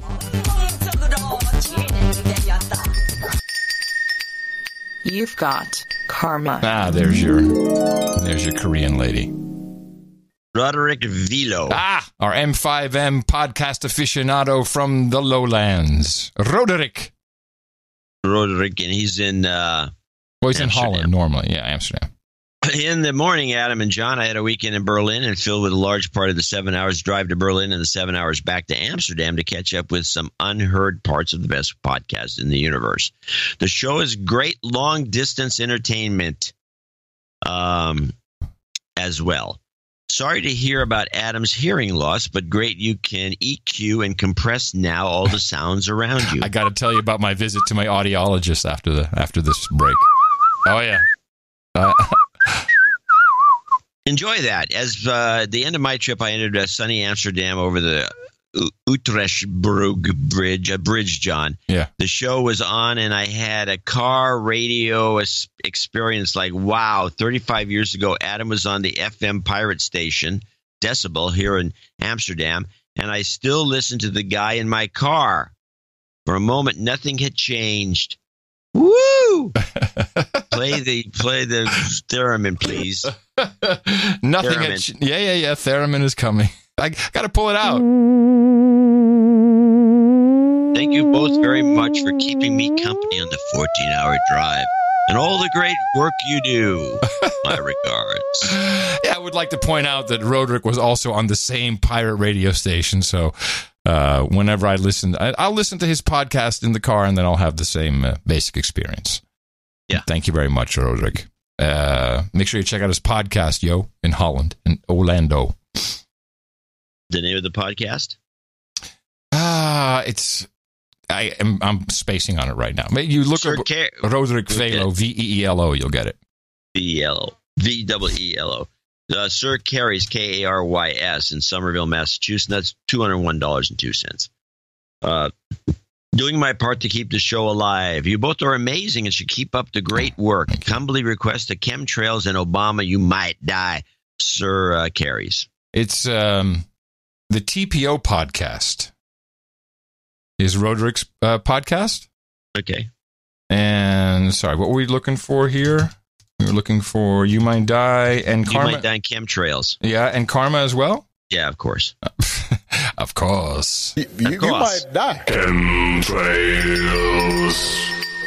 You've got karma. Stop. Whoa. What? He wanted him in the other order, and I think for good reason. Oh, I want chemtrails first? Yes, of course. Yes, I understand. All right, let me get it back. We can do this, and we'll try again. Chemtrails. You might die. Yes. You've got karma. Interestingly, I have not seen a decent chemtrail in Austin for months, maybe the entire year. And we used to have crisscrosses all the time, like an apple pie. Yes, because it did whatever if assuming there were chemtrails, it didn't do anything. Okay. Turned everybody to Democrats. All right, here we go. Come back with the chemtrails, quick. $200, Commerce, California, from Lionel Ewing. I have been listening for a year and have been thinking about donating for a while. When I heard you were in Cabo, San Jose, It was a sign to ask for some sailboat karma for my sailboat Sideways, located in Cabo. He said Cobo, yeah, but no, it's Cabo, San Jose. I'm going to make a big passage to Ensenada and need all the help I can get. Wow! Thanks for the sanity. Okay. Wow! Send us a note from sea. You can be a ship at sea. Isn't Cabo on the eastern side? Yes, it is. So he's going to go through the Panama Canal? And the Straits of Aden, I think. He's going all out. Oh, he's going for the... Here you go, man. You'll need it. You've got karma. In a sailboat, no less. Oh, right on. We got some adventurous I wonder what it producers. costs. There's a fee to go through the canal. You don't go for free. I wonder what it costs for a sailboat to go through the Panama Canal. I'd be interested in hearing what the toll is. Yeah, are you even allowed to just have your rinky-dink little runabout? Sure. Yeah, I don't know. Why not? I don't know. I'm asking. You pay the toll. I'm just asking. I have no idea. Could be. Well, it's like you got a little airplane and you want to land at a big airport. You can do it. Yeah, you're right. You're right. But usually people don't do it because the toll, if landing fees in Europe are quite high if you want to go to a big airport. You could be 500 euros just for a landing. Yeah, you don't want to do that. Which kind of discourages the small light aviation. Yeah, that's the idea. You discourage it, but yeah. Well, I don't know. This guy's got the time and the energy to go around like that. He's not going to go around South America to get there. That's for sure. Well, there's no other route. Nope. So the troll room, some are saying $500. Someone else said $2,000. It's enough. It's enough to discourage you from doing it. That's for sure. Yeah, I'm sure he's got the money. All right. Next time donate more. Instead of going there, just stay in Cabo and we'll take the money. I think Cabo San. Did he say San Juan or San Lucas? I think he said the same as San Jose. San Jose. I think that's the west side. No, I don't know. Cabo San Jose. Hey, look, well, now we have somebody in the troll room could quickly look at a map. That's where I got it from. They're saying it's on the west side. Oh, okay. So this doesn't have to go through the canal. Yeah. But I still would like to know what the fee is and whether a sailboat can go through. Okay. We'll get that info to you stat, sir. Promise. Stat. And that's it, right? That's our associate executive producers for show 1049. I want to thank each and every one of them to help support the show and produce the show. It's all part of our No Agenda family. It's the value network that we've created over a decade, working with producers around the globe who help us with every aspect of the show in more ways than one. And just like Hollywood, we like to thank our executive and associate executive producers up front because they are also really making it work for us. And we'll be thanking more people in our second segment for $50 and above. And, of course, we've got another show coming up on Sunday. The deconstruction never stops. Remember us at Dvorak.org/NA. Go out there. Tell people a little bit about these organizations making all that money. Our formula is this. We go out, we hit people in the mouth.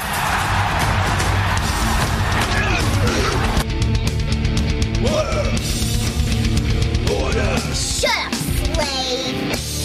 Shut up, slave. So the hearing aid business is a big scam.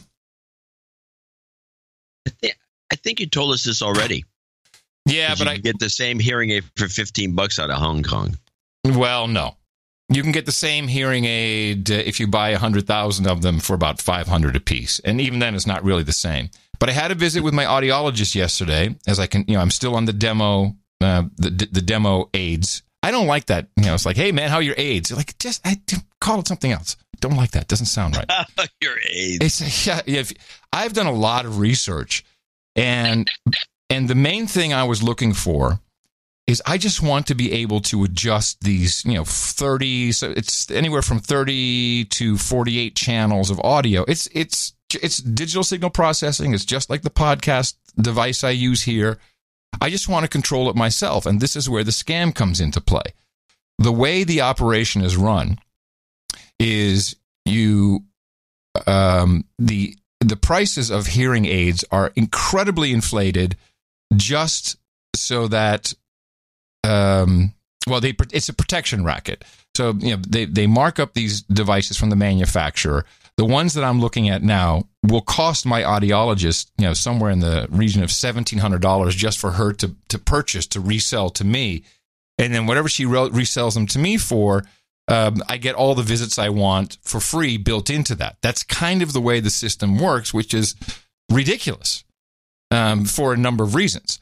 But the worst part is that if I want to get the software, and in order to program these, you need a loop, a ring around your neck. It's called a USB link. So it communicates wirelessly with them so you can do it on the fly. They won't sell that to you. In fact, if they found out that any audiologist, I won't mention any, had given one to somebody because they thought they would have a good time working with this person on creating the perfect sound for him, they would probably be cut off from selling their devices altogether, or kicked out, or shamed, or whatever. Yeah. No. There's actually illegal practices where they literally cut you off. I can see that. Yeah. A lot of businesses have that going on. Yeah. Well, it's a shame. Illegal. It's illegal. It's illegal. What's illegal? What part is illegal? It's illegal for them to not sell you the thing on fear that they get cut off. Huh. You can't do that. Well, it's happening.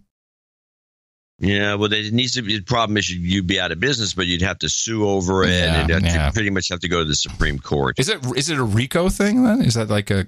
I think now that you mention it, that's where you can maybe get some action. Yeah, it's RICO. It's a racketeering. Unbelievable. Yeah, anyway, let's just say I happened to run across exactly what I needed in the past few days, and and it's going very well. I'm very happy. I am Singularity, man. I'm there. This is so good. I would recommend you get a pair. You have no Why? Because it really enhances your entire awareness of stuff. Even if you have good hearing, your hearing can't be perfect at this point. No, I'm too old to have perfect hearing. I can't hear. I can't. In fact, there's that one little note they play. In fact, there's a test where they can play. You can tell somebody's age, but can you hear this? Can you hear this? Yeah. And the hands go up, and then the hands start dropping because you can't hear it. And then you get 10-year-old can hear it. It's the only one that can hear it. You know that gag. Well, I wouldn't mind hearing those strange sounds. But then again, those are the sounds that they play outside of stores. I know in California they do this, even though they bitch about it, to keep the kids from loitering. The painful sounds in higher regions? Yeah. Really now?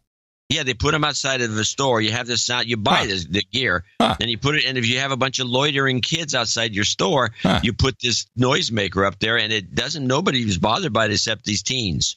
That's interesting, especially since it just came out regarding high frequencies. I'm just transitioning here. Facebook apparently filed a patent for exactly what I've been talking about last month. I think about the ultrasonic cross-device tracking. So they filed a patent where FaceBag can embed high-frequency tones into television shows or commercials, and it will then activate the Facebook app. The microphone will be listening with your consent, because that's what they've always said. We don't do that without consent, so you'll give consent, trust me. The next upgrade you get, whatever. No, you won't. The next upgrade, whatever, fine, click, I consent. In order to, they're saying right now in the patent, it's just so that people will know if the ad was playing or not. But obviously, we can see all the problems that goes along with that. Now, the phone that I was interested in, the Nokia 8110, the 4G that we talked about, that even you got a little excited about, that just was all worked up. No, I didn't say you were all worked up. You were a little excited. I thought it'd be cool, but then again, I don't care. I don't even carry the phone half the time. Well, I got two phones in this week. I got the Nokia 3110, the 3G 2017 phone. This phone is fantastic. It does even less than the Nokia E71, and I don't miss any of it. So it really is by just less. What do you mean by less? So when you send the newsletter, I can get it, I can read it, but I can't edit it. There's no editing software on the phone. I also can't reply to the forwarded messages that come in through MMS, which I could do on the Nokia, on the E71. But it's kind of okay because the phone is fast. The browser is fast. You can still do, if you have a webmail, you can get to it. There's an email IMAP client, which is crap. It lets you download 50K of attachments. It sucks. But the really disappointing thing was this 8110, which has the new operating system Kai OS, Kai OS. And I've heard of this. Yeah, it's a fork of the old Firefox OS, which I think in turn is a version of Linux somehow. I'm not sure. I'm sure it stems from Linux. And that was exciting. Like, oh, this is great. And again, it's just a browser. I got one. I bought one off of eBay, and I promptly somehow got one that has all the wrong radio, so it doesn't work. But it was only $90, so Where does it work? It's got to have a radio for some place. You might want to keep it on the side. Yeah, well, if I go to Hong Kong or... it's CDMA? No, it's not CDMA. It just has the wrong radios, the wrong frequencies. Okay. It's GSM 900 and 1800, and I think T-Mobile is 700 and some other radio. Most phones usually have 4 radio to at least 3 radios in them. Yeah, this is this is $70, and eventually it'll go on sale in the States, but that's not the problem. Just when I was like, okay, this will be good. And by the way, predictive text, that shit kind of works. I've forgotten how good that was. Remember the predictive text on your phone? Did you ever use that? No, probably not. You're talking to the wrong guy. Wrong guy. I use voice for my texting on the phone. Yeah, so you're sending all your messages to Google so that they can store what you said. Yeah, that's a good idea. Yeah, absolutely. Well, then you should get the Nokia 8110 because Google just invested $22 million in KaiOS to bring Maps, YouTube, and Assistant to the feature phone. So they just ruined it. They did. They ruined it. These guys, they're idiots. They ruined it. And yeah, I'm sure notifications are next, which is one of the whole purposes of not having this is you don't want apps. You want a paper map. And you don't want an assistant. Well, this would be good for you probably. You just talk to Google.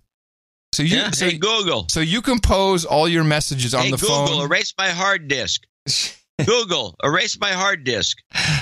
Did you hear what happened? Oh, of course you did because you responded on Twitter. This was the best OTG. Well, actually, 2 reports came out, and they may not be unrelated. First, Slack went down. Now, Slack is integrated in a lot of companies, big and small. It is a hot workflow group collaboration piece of gear. And it went down, and just Twitter exploded with people like, well, I guess there's jokes now. It's like, we can get back to being productive. But obviously you can't if you're within an organization. So this is Professor Ted laughing in his cell.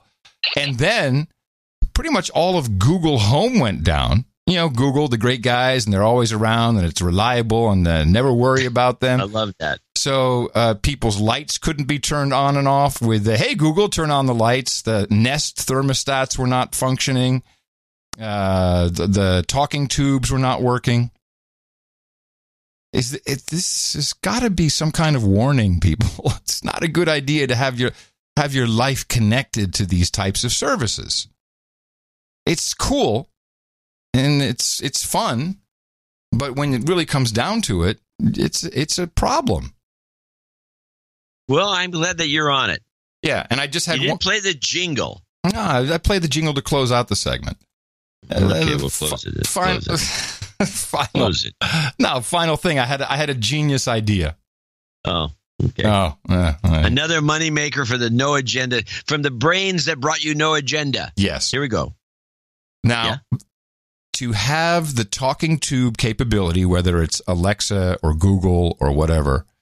The thing you have, but you apparently have lost interest in. No, I'm using it every day, but it takes too long and you get antsy and you get annoyed. So I don't use it on the show. I use it at home all the time. I control it completely. It doesn't talk to anyone else but me.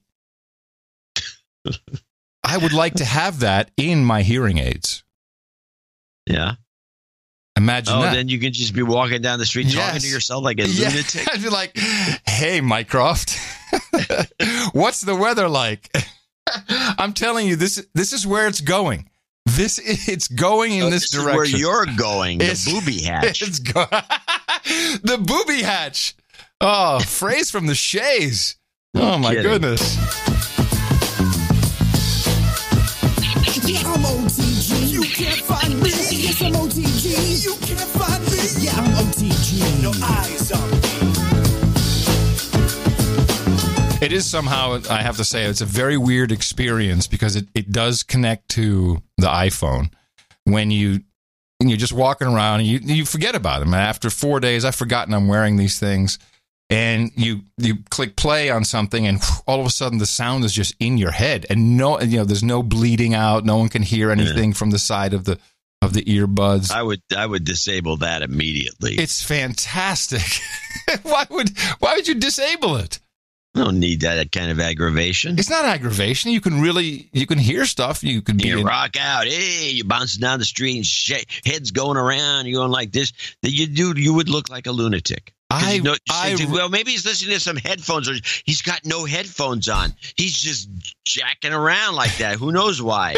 Stay away from him. Then if you get a bit, then to really top it off, you need a big pee wet spot on your pants. You can go anywhere. I guarantee no one's going to mess with you. Well, OTG achieved, I would say. Thanks for that visual. That really helped. I'm glad you encourage my experimentation with insults. That's always nice. Yes. Well, I'm sorry if you thought that was an insult. It was actually a compliment. So even more, and he doubles down on me. So let's get this out of the way before it's too late, because I think it is too late. But maybe today's still a good day. But here it is: pot on sale. Yes. There's a marijuana blowout sale going on in California. Legal dispensaries have slashed prices up to 50% before new testing rules take effect on Sunday. After that, shops will be forced to destroy pot that wasn't properly tested or packaged. The state legalized recreational marijuana in January. What? Yeah. No. Pot on sale, people. You better get it quick. Anyone listening to the live broadcast, get down to the dispensary immediately. Oh. Because they're going to destroy it, huh? Yeah, it's going to be a great bonfire. Very popular event. Oh, my goodness. Hey, did you hear about this pedo bear arrest? No. They actually arrested a bear? Yes. Now, it caught my attention because, all the Pizzagate people are not talking about it. It's typical. Although some have inserted this new line. Here's the headline. FBI, Clinton campaign official arrested on child rape charges. Oh, yeah, it is. Yeah, I saw that. It's pretty funny. Yeah, so I guess the guy campaigned for Hillary. I don't think he was in the campaign. But Papadopoulos, what did he do? But it's much more disturbing. So this guy, Joel Davis, is 22, and he was actually running. He's the chairman of the International Campaign to Stop Rape and Gender Violence in Conflicted Regions. Classic. He was sending text messages, and he got the FBI trapped him, and he was sending text messages to 9-year-old girls. He admitted, according to the reporting, to officers he had abused a 13-year-old boy in the past and kept child porn images on his phone. That's what I always say. You're right. It's a classic for this guy to be in an org like that. It's just interesting how it's been tied into to Clinton. Well, good work. Good work, Roger. Yeah, you really on Roger Stone doing all this, huh? Yeah, I am. Someone is. And someone's doing a good job. A coincidence. And the guy's laying low, and next thing you know, something like this comes out. I mean, it's one thing after another. And the NBC target is just obvious that something's up. Yeah. I mean, NBC is targeted, and it's going to go. It's going to be hitting all kinds of NBC executives, eventually getting Comcast. Ooh. Until they knuckle under. You watch. I want to ask you a question. I didn't hear the latest DH Unplugged. Did you guys talk about the looming deadline for the 5,000 cars a month from Tesla? No, not much. Because, I guess he has to be producing 5,000 cars by the Model X's or whatever it is by the end of June. Otherwise, he broke his promise. But How about that? Yeah, it's. Well, he's got a big tent. He better put up a big tent and a kind of a phony baloney line. He did that. Yeah, I love that big tent. I just want to say I really enjoy the fact that these Tesla vehicles, when they crash into something, they burst into flames. I'm really enjoying this fact. This is good. Boom! It's like a Simpsons most joke. Cars, they just, and they might catch fire, but these things actually explode burst into flames, which you can't extinguish. This is great. Well, there's a couple of things that should be noted for people who would like to invest in this stuff. The death of the muscle car in the 60s and 70s, where you had the Hemi-Cuda, which was like, I think, where it peaked. We had this little Barracuda, a little small car with this monster engine in it. It would just tear up the place. Those things all went into decline until the bottom, about 1975, when high horsepower cars were almost all gone from the roads, and the engines were all detuned, and a lot of this had to do with the gasoline problems too, but it was largely to do with one other factor: insurance. The insurance companies, all out of the blue, they all said, you know what? These overpowered cars are dangerous. You want to have one, you can have one, but you got to pay huge amounts of insurance. This is actually what's killed off the rebuild of the area around Biloxi, Mississippi. You can't buy. I mean, there's beautiful houses still there, and there's lots of lots, because there's a lot of the coastal places were wiped out. And I've said, just people, why aren't they rebuilding? You can't. They won't insure them. Yeah. So the insurance makes a big difference. So the insurance companies have gotten a clue, and they've decided that Tesla's insurance is going to start skyrocketing. Yeah. And the reason isn't because they're blowing up all the times. It's because they're not repairable. Yeah, they just disintegrate. Well, even if it doesn't blow up and disintegrate, if you get a dent in it. Yeah. Because everything's so integrated, there's wires and electricity running through the whole thing every which way. You can't take it to a body shop and actually just fix it. Yeah. And so it's like and so you can't fix it, but it costs like way more than it should. And so the insurance companies are just going to beg off on it. Well, there's something else that's very dangerous that I realized the other day, because of course I when he still had it, I borrowed the former New York banker's Tesla, and there's something inherently dangerous about the way they've taken all controls of the vehicle and put them onto the screen. Pretty much everything except, I think, for the electric windows. Just like in aviation, there's tactile controls that have a special look and or feel, more feel actually, specifically to keep you safe while you're flying. So as an example, when you put your flaps up or down, the knob for that is a flat, square knob, which resembles a flap. Your gear, and you've seen it in cockpits, is a big rubber knob that resembles a big rubber wheel, and that's down or up for your wheel. So you have this feedback mechanism that you're grabbing the right control. By moving everything, I mean, radio, there's another great example. When they got rid of the volume knobs, you've got on the steering wheel in the Tesla, but just looking for stuff, you're always looking at this screen. The screen it draws your attention. I think it's very dangerous. Just the whole idea of taking the tactile controls away. With that. I don't like the centralized stuff. When I was testing cars and I was driving one of these little Fords, I can't remember the model number. I drove it from Washington State to back to California. I was taking Jay back, and we're in this car, and it had the Microsoft Sync. Oh, yeah, that's Ford. Yeah, Ford uses that. Yeah. Well, they don't anymore. I mean, it's so it crashed. But there was a DVD in the player that was playing this one Christmas song. And it went on permanent repeat. Oh, no. And you couldn't turn it off. You couldn't push the eject button. The little Ford Sync was done. It wasn't going to give you. You had no controls, and it did control the DVD player or the CD player. And so we had to listen to the same song, replay and replay and replay. It went on for over an hour, and then it was just enough to drive you crazy. Luckily, they had the heat controls, and everything else were hand. They were smart enough not to put those into the Microsoft product, because you'd be in a hot, boiling car with a song playing. It's like torture. Mm-hmm. And so, luckily, it rebooted after about an hour, and then it kicked the disc out. But no, it's nonsense. Yeah, well, I was just tying that into Give me a knob. I got your knob right here, my friend. I'm ready for you.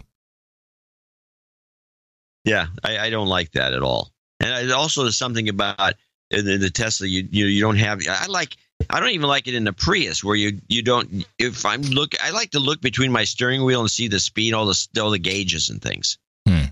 I'm not like I'm staring at him. I just like to see him right there. I don't want to see him over to the right or it's over my head or on some screen. I just don't like it. I don't like looking because I can get to the road easier in terms of my eyeballs. I can move, just look at the road, look at the speed, look at the road. Right. It's not a big movement. Right. Okay, so we hate the Tesla. Great. No, it was just an observation. It'll be in the news. You know, it'll be a big thing. Meanwhile, the stock just keeps on going up. I don't know how that works. It went down to the 250 we predicted, but then it just went back up. Yeah, it's an interesting speculation. Yeah, not for me.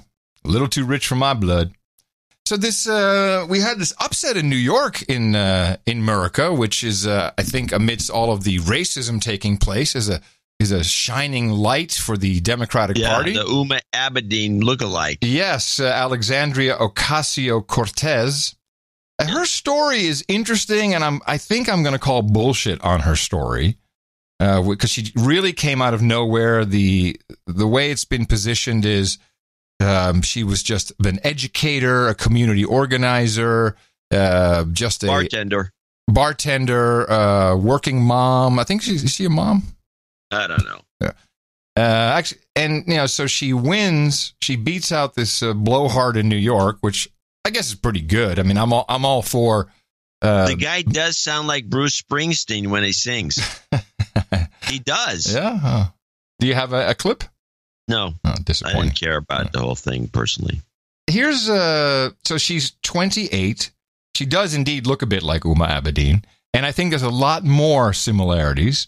But first, let's listen to her campaign video. This is the video that, and I don't know how much money she had. But he outspent her 80-1. Excellent. Women like me aren't supposed to run for office. I wasn't born to a wealthy or powerful family. Mother from Puerto Rico, dad from the South Bronx. I was born in a place where your zip code determines your destiny. My name is Alexandria Ocasio Cortez. I'm an educator, an organizer, a working-class New Yorker. I've worked with expectant mothers, I've waited tables and led classrooms. And going into politics wasn't in the plan.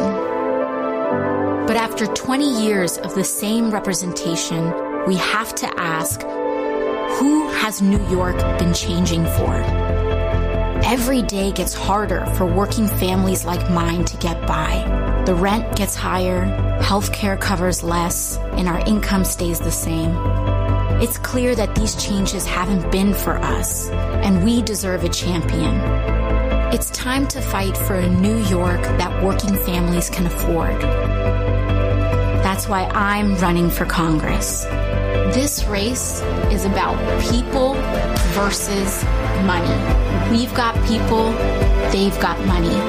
It's time we acknowledge that not all Democrats are the same. That a Democrat who takes corporate money, profits off foreclosure, doesn't live here, doesn't send his kids to our schools, doesn't drink our water or breathe our air, cannot possibly represent us. What the Bronx and Queens needs is Medicare for all, tuition-free public college, a federal jobs guarantee, and criminal justice reform. We can do it now. It doesn't take 100 years to do this. It takes political courage. A New York for the many is possible. It's time for one of us. Vote for Alexandria Ocasio-Cortez on June 26th. So here is her full program, her platform. She is fighting for Medicare for all, which you would like, a universal jobs guarantee. Yeah, whatever that means. Serve our community. By the way, if you listen to it, it was a universal federal jobs guarantee, I think, in her little spiel. Oh, could be. Fully funded public schools and universities, paid family and sick leave, housing as a human right, justice system reform, which includes ending the war on drugs. I'm all for that. Demilitarization of our police. I'm for that. And abolish for-profit incarceration. We can jump on board with all of those, I guess.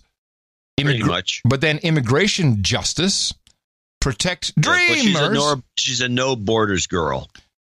Yeah, no nation. Oh, yeah. No nation. Well, she's a democratic socialist. Protect dreamers and TPS recipients. That's temporary stay. So, for instance. So is the podcast.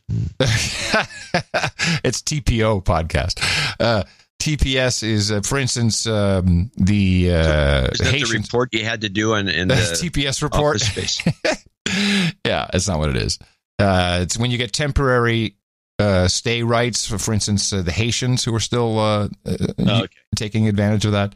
Right. Simplify the path to citizenship and abolish ICE. And just a quick thing on that. ICE is not necessarily a new organization. They folded in some of the old Customs Border Patrol, I don't know if you call them divisions or whatever you call it, along with some DHS. It's not like they built a whole new. It came around during the Patriot Act. Yes, that's exactly right. It's a reorg. And I will say, nothing pisses me off more than these guys having their way stations in Texas, anywhere within 100 miles of the border. And I think that was a Bush thing, probably Patriot Act as well, or how it was interpreted. And they think they can stop you and say, "Are you an American citizen?" Oh yeah, they have them up in Washington State. Yeah, these guys, which is not legal, and you don't have to answer. And there's tons of YouTube videos of people saying, "Am I being detained? On what grounds?" And if you're not being detained, you don't have to answer. I hate that.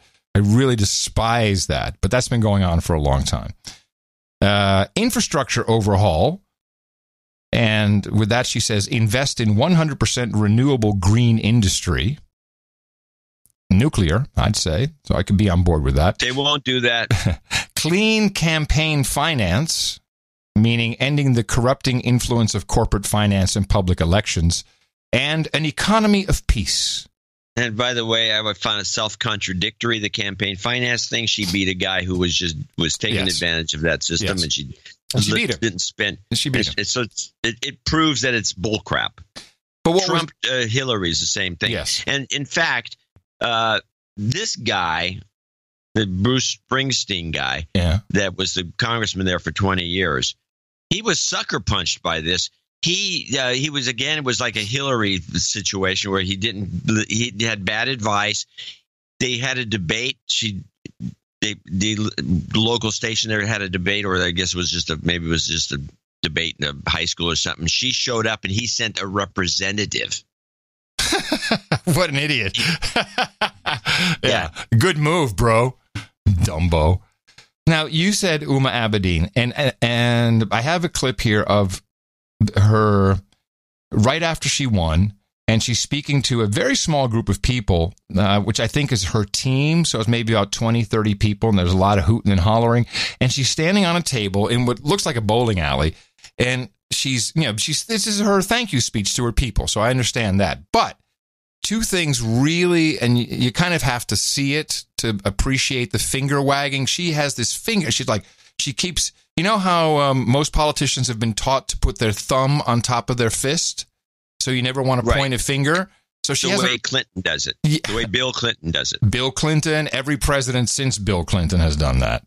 Yeah, you're not supposed to point a finger or wave a finger ever. So she hasn't quite gotten that memo yet, but you can tell that she's been told, because she near the end she does the thumb, but in the beginning it's finger, finger, finger, finger.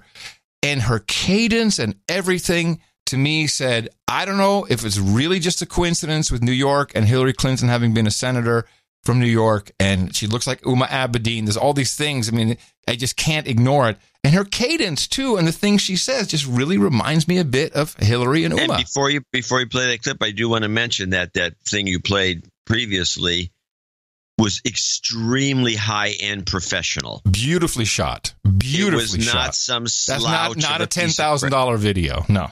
It was done by the big boys. It was done by people that knew what they were doing. And this guy who got kicked out was somewhat. I don't know how he let this happen, but he did. He was dumb. I'm sure he was a douchebag like all politicians. Well, he looks like one, too. Yeah.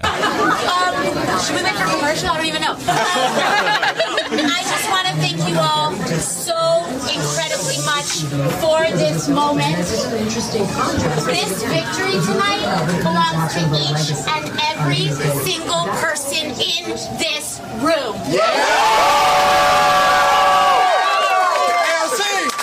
This room won this seat. Yours won that seat. Every person out here this evening changed America tonight. And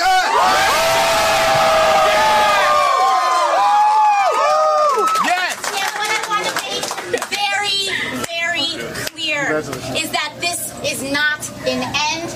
You hear her saying, I want to make it very, very clear. I mean, these are all Clintonisms that's coming out here. I'm sorry? I'm going to disagree with you after you're done with this clip. Oh, I don't have to play it. You just disagree now. It's easier. It's a long clip. I believe Charles Schumer's behind her. Those Clintonisms that you're hearing are also Schumerisms. Okay. I buy that. And he needs somebody to replace Anthony Weiner. She's a loudmouth. She's a jerk. Good. She's going to be the next senator if he can control her. Yeah. Well, now let's listen with those ears on as well.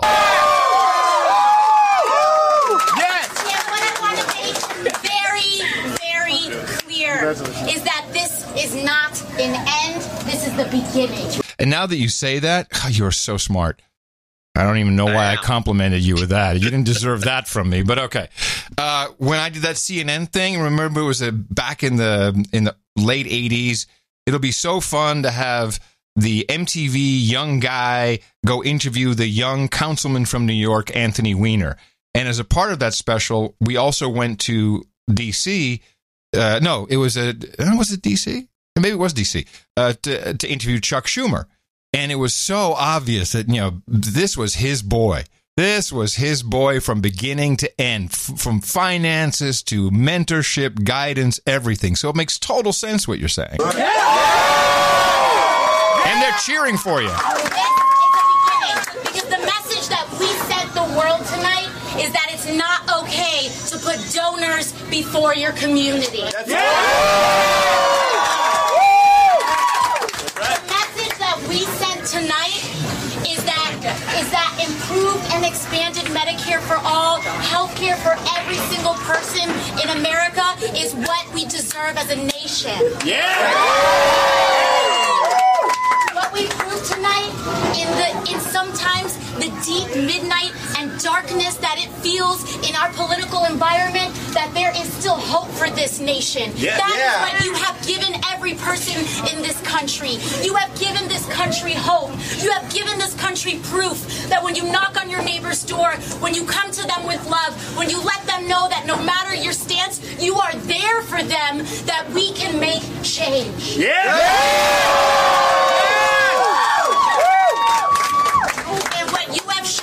Is that this nation is never beyond remedy. It is never beyond hope. It is never too broken to fix. We will be here, and we are going to rock the world in the next 2 years. Rock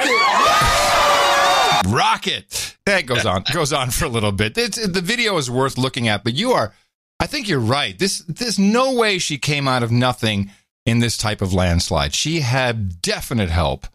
And so you think that Hillary was not involved at all in this case? No, well, I don't think she would be for a couple of reasons. One, she was a big Bernie woman, and I think she's very grudge oriented, and she wouldn't have anyone that had anything to do with that horrible man Bernie. And so there's that. And I think that she has all the earmarks of a Weiner with this loudmouth screamer. And it's like you'd pick her because she's only 28, and maybe God knows hopefully she's only 28, so we can maybe hope to God that she doesn't have skeletons in her closet like Weiner, and have some background that is embarrassing. She was a stripper or something like that. Which is always the fear, because especially if you're going to groom her. So she's going to be groomed to be a loudmouth New Yorker. Yes. Ethnic, we're going to go with the whole thing. Did you see Hillary, though, at Oxford?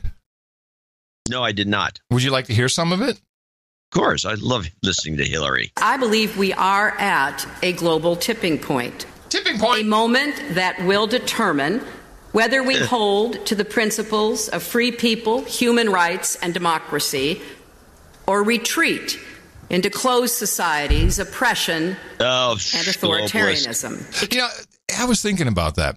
All these no nations, no borders people. We got a lot of them. We got a lot of them in America. A lot of no nation, no borders people. I don't know how you get that way, but okay. Yeah, and that's because of the schools. The schools do not really teach you true American history. Then they teach you the internationalism. Then why don't the schools teach the metric system? They keep trying. Because if you truly want to be compatible with your compadres for no nations, no borders. Trying. I remember when I was at during the heyday of PC Magazine probably in the late 80s. And even before that, I would always get notes from people saying, A4 paper is where it's headed. They're going to stop 8.5 by 11.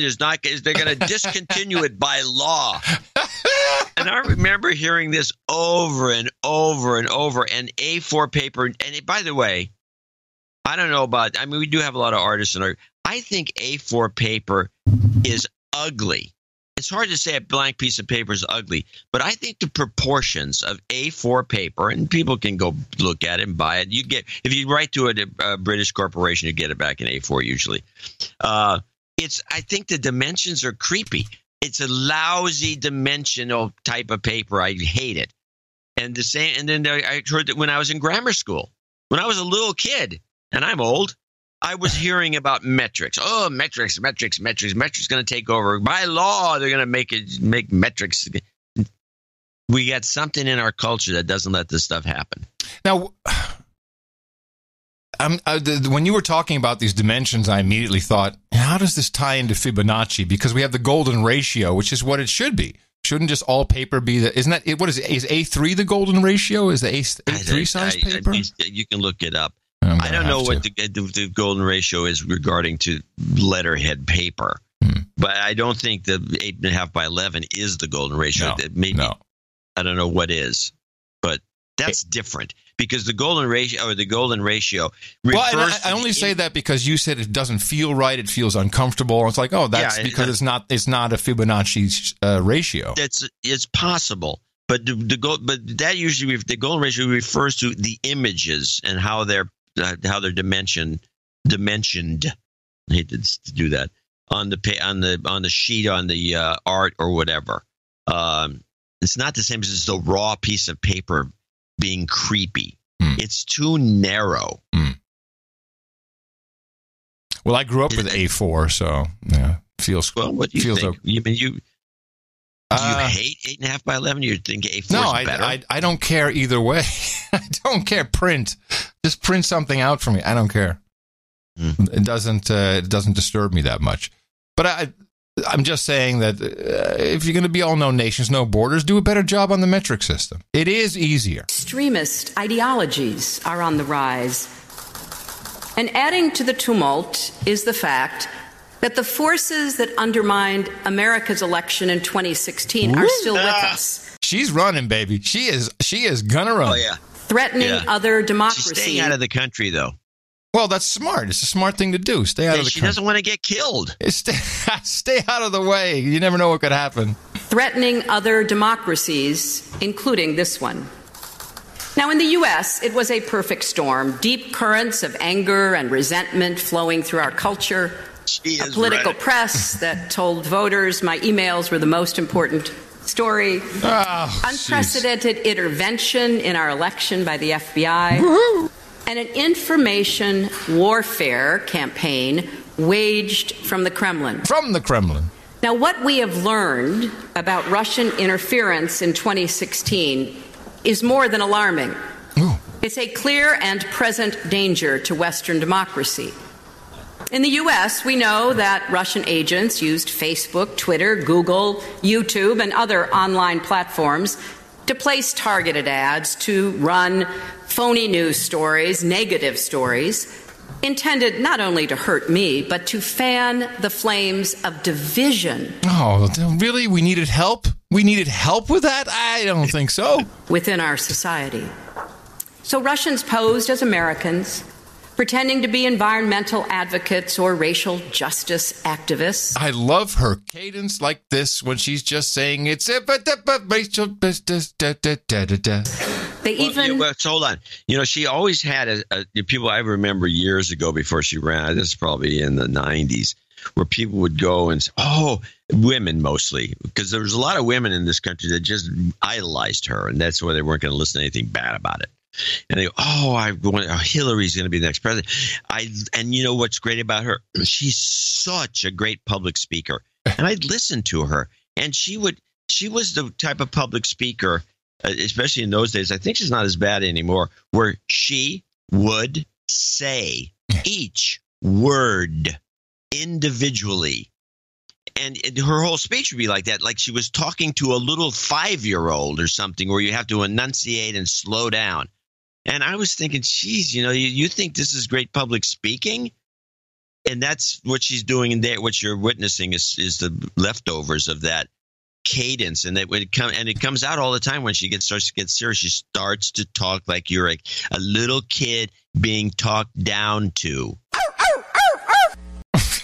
Sorry. I don't know where that came from. To run phony news stories, negative stories, intended not only to hurt me, but to fan the flames of division within our society. So Russians posed as Americans, pretending to be environmental advocates or racial justice activists. They even held phony demonstrations. Often with a woman dressed in a prison garb in a cage where everyone was yelling, "Lock her up." We are in the midst of a global struggle between liberal democracy and a rising tide of illiberalism. Illiberalism. Now, there's a term I haven't heard yet. I'm going to look it up. Illiberalism. Vladimir Putin has positioned himself as the leader of an authoritarian, white supremacist, and xenophobic movement that wants to break back. What's that? I said, get those words back in there. Yeah. Do you know that there's a gay guy running for mayor of Moscow? That's funny. He's openly gay, and it's not a problem in Russia. Turns out the xenophobes they got to get on the stick. They're not doing. They're not hating right. Of illiberalism. Vladimir Putin has positioned himself as the leader of an authoritarian, white supremacist, and xenophobic movement that wants to break up the EU and NATO, weaken America's and I think the EU is doing a fine job of breaking up the EU without us. The Atlantic alliances that traditionally have served us well. And undermine democracy anywhere and everywhere they can. Everywhere. We can see this authoritarian movement rippling out from the Kremlin, reaching across Europe and beyond, emboldening right-wing nationalists, separatists, racists, and even neo-Nazis. Woo! I hear a lot from young people in the United States who are not just discouraged by the Trump administration, understandable, but they are disgusted by politics and disenchanted with our democratic system. They've been told by voices on both the left and the right that it's a rigged game, and a natural conclusion is to believe there is no reason to keep playing. This is where the pitch comes. Get out and vote! I understand that reaction. Were they Oxfordians going to vote? What are they going to do? Nah, she's doing this for the home base, man. It's not for Oxfordians. She didn't care about them. She just wants to get on video undisturbed and say what she wants to say. And so that can go around because it's part of her ploy. I raised... By the way, illiberalism is just the lack of liberalism. No. It's not like anything active. It's not anti-liberal. It's just you don't have... No, it's just the lack of. Yeah. Hyperpartisanship and polarization, gridlock and stalemate all undermine confidence in the democratic process. And these problems are exacerbated in America by the actions of an administration waging war on the rule of law, delegitimizing elections, undermining truth and reason, attacking the press for reporting their words and deeds, perpetrating shameless corruption, and rejecting the idea that our leaders should be public servants who put the common good over their own personal and political interests. Just a little sampling of her speech. I like that. I like the, we're ripping apart the EU.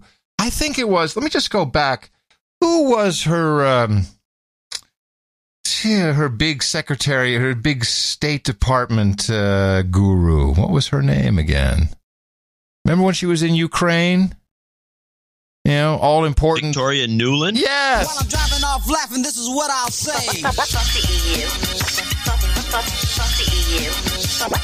Fuck the EU. Yep, she was working directly for Hillary. Fuck the EU. I'm going to show my support by donating to No Agenda. Imagine all the people who could do that. Oh yeah, that'd be fab.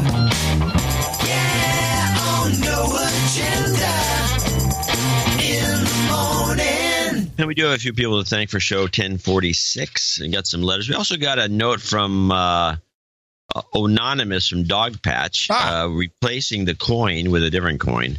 And then he felt bad about it. He said it would just... shit happens. Got a couple of coins from some other people, a couple silver dollars. Mm-hmm. A Liberty dollar? Walking Liberty? Yeah. Nice. Yeah. Nice. 2. You get... Very nice. Now I got to cash him in eventually. Put it in the bank. I can just see you going to the Nemasticis meetup. Oh, we have a gold place in Albany, California, that is it's like it's famous, and they swap gold and everything. Oh, all right. It's a real operation. Been there for decades. I'll just read his note though, because he's important to us. I made many mistakes in my career, and I've been damned expensive. Rushing to send the coins and not packaging them properly is one I can afford to absorb. So enclosed is a replacement coin. I did intend for you to have 2 for Eid, after all. EID, the Muslim party time. Yeah, Muslim party time. Yeah. It's American this time, but made of the same stuff. He didn't have another Kruger. To the person who found it, if this is interesting, if you're a listener, congratulations on the find. He has some information here that I'm not going to read.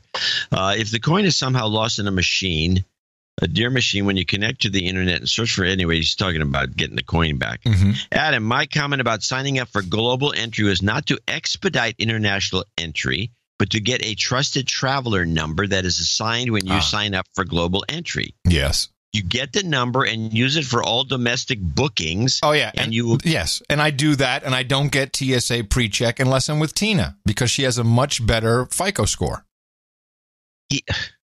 He says, oh, really? Yes. And she lords that over me. If I travel alone... then his commentary is inaccurate, because he says you always get it, or most of the time you'll get it. But if you're right... Nope. Because of FICO score, that's disgusting. Well, that's Tina's interpretation, and I kind of, I'm willing to agree. And she doesn't have a trusted traveler number. But if I travel with her, we always both get pre-check. If I travel alone, back of the line, even though I have the trusted traveler number and everything. And there you have it, ladies and gentlemen. Yes. In a nutshell. All right. Well, All right, let's thank a few people for show 1046, starting with Dominic DeVito in Middletown, New York, $150. He's got a token of appreciation. He listens to the show on his commute. That's just nice. Bradley Seltzer, 12345, parts unknown.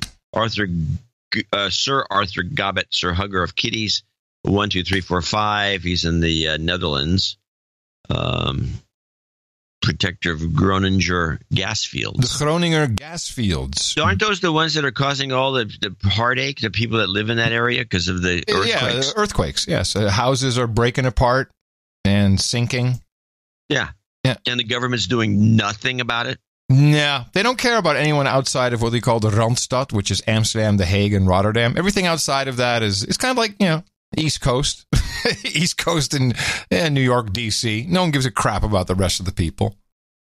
Typical. Ellen Hernandez, $101.01. Joel Nelson in Richfield, Minnesota, $100.69. Sir James in Virginia Beach, Virginia.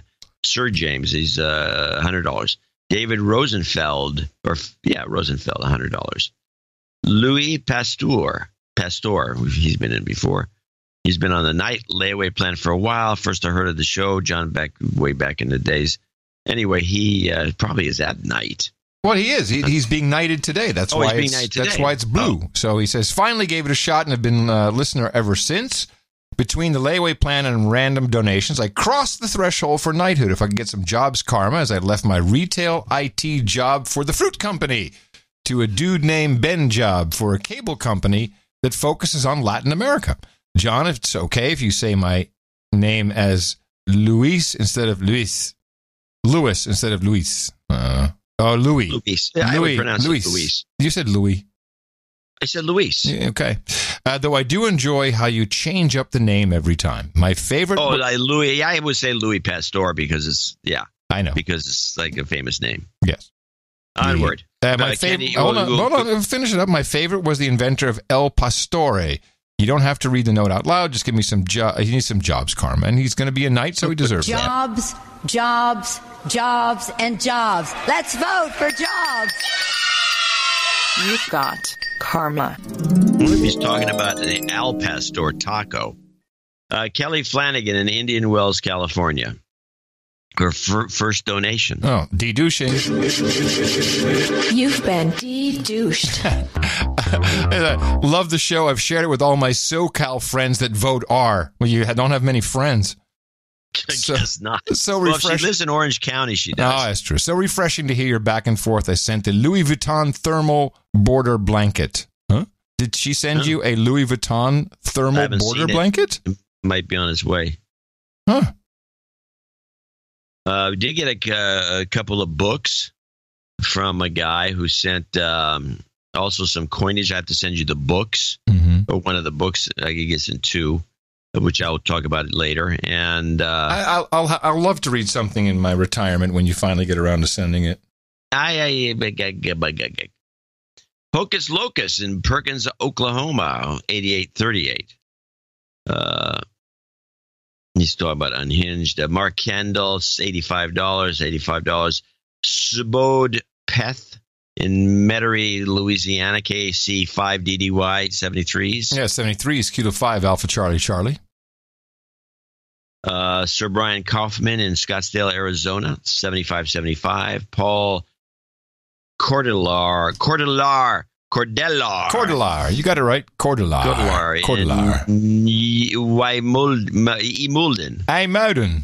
IJmuiden, Netherlands. He says the last show was a donation disaster. I don't know what he didn't mean the last show, meant the show before. Yes. Sir Stephen Hutto in St. Petersburg, Florida, 7070. Rain Shadow in Oakland, California. 6783. I have to mention him because did you get cookies in the note. Well, this was a while ago. He sent a $50 donation and some high-powered cookies that I wanted to thank him for. He sent too many, but he can send me some more now. High-powered cookies? Yeah, they're pot cookies. Oh, and how do you know they're high-powered? Because I ate because you don't just gobble anything down that comes your way when it comes to edibles, and you always take a little bit of it. Yeah. Just to see what happens. And did you get high? With a little bit, I did, yeah. Do that before the show. I'm a lightweight, I guess. Get a couple of crumbles before Sunday's show. Come on. This is great.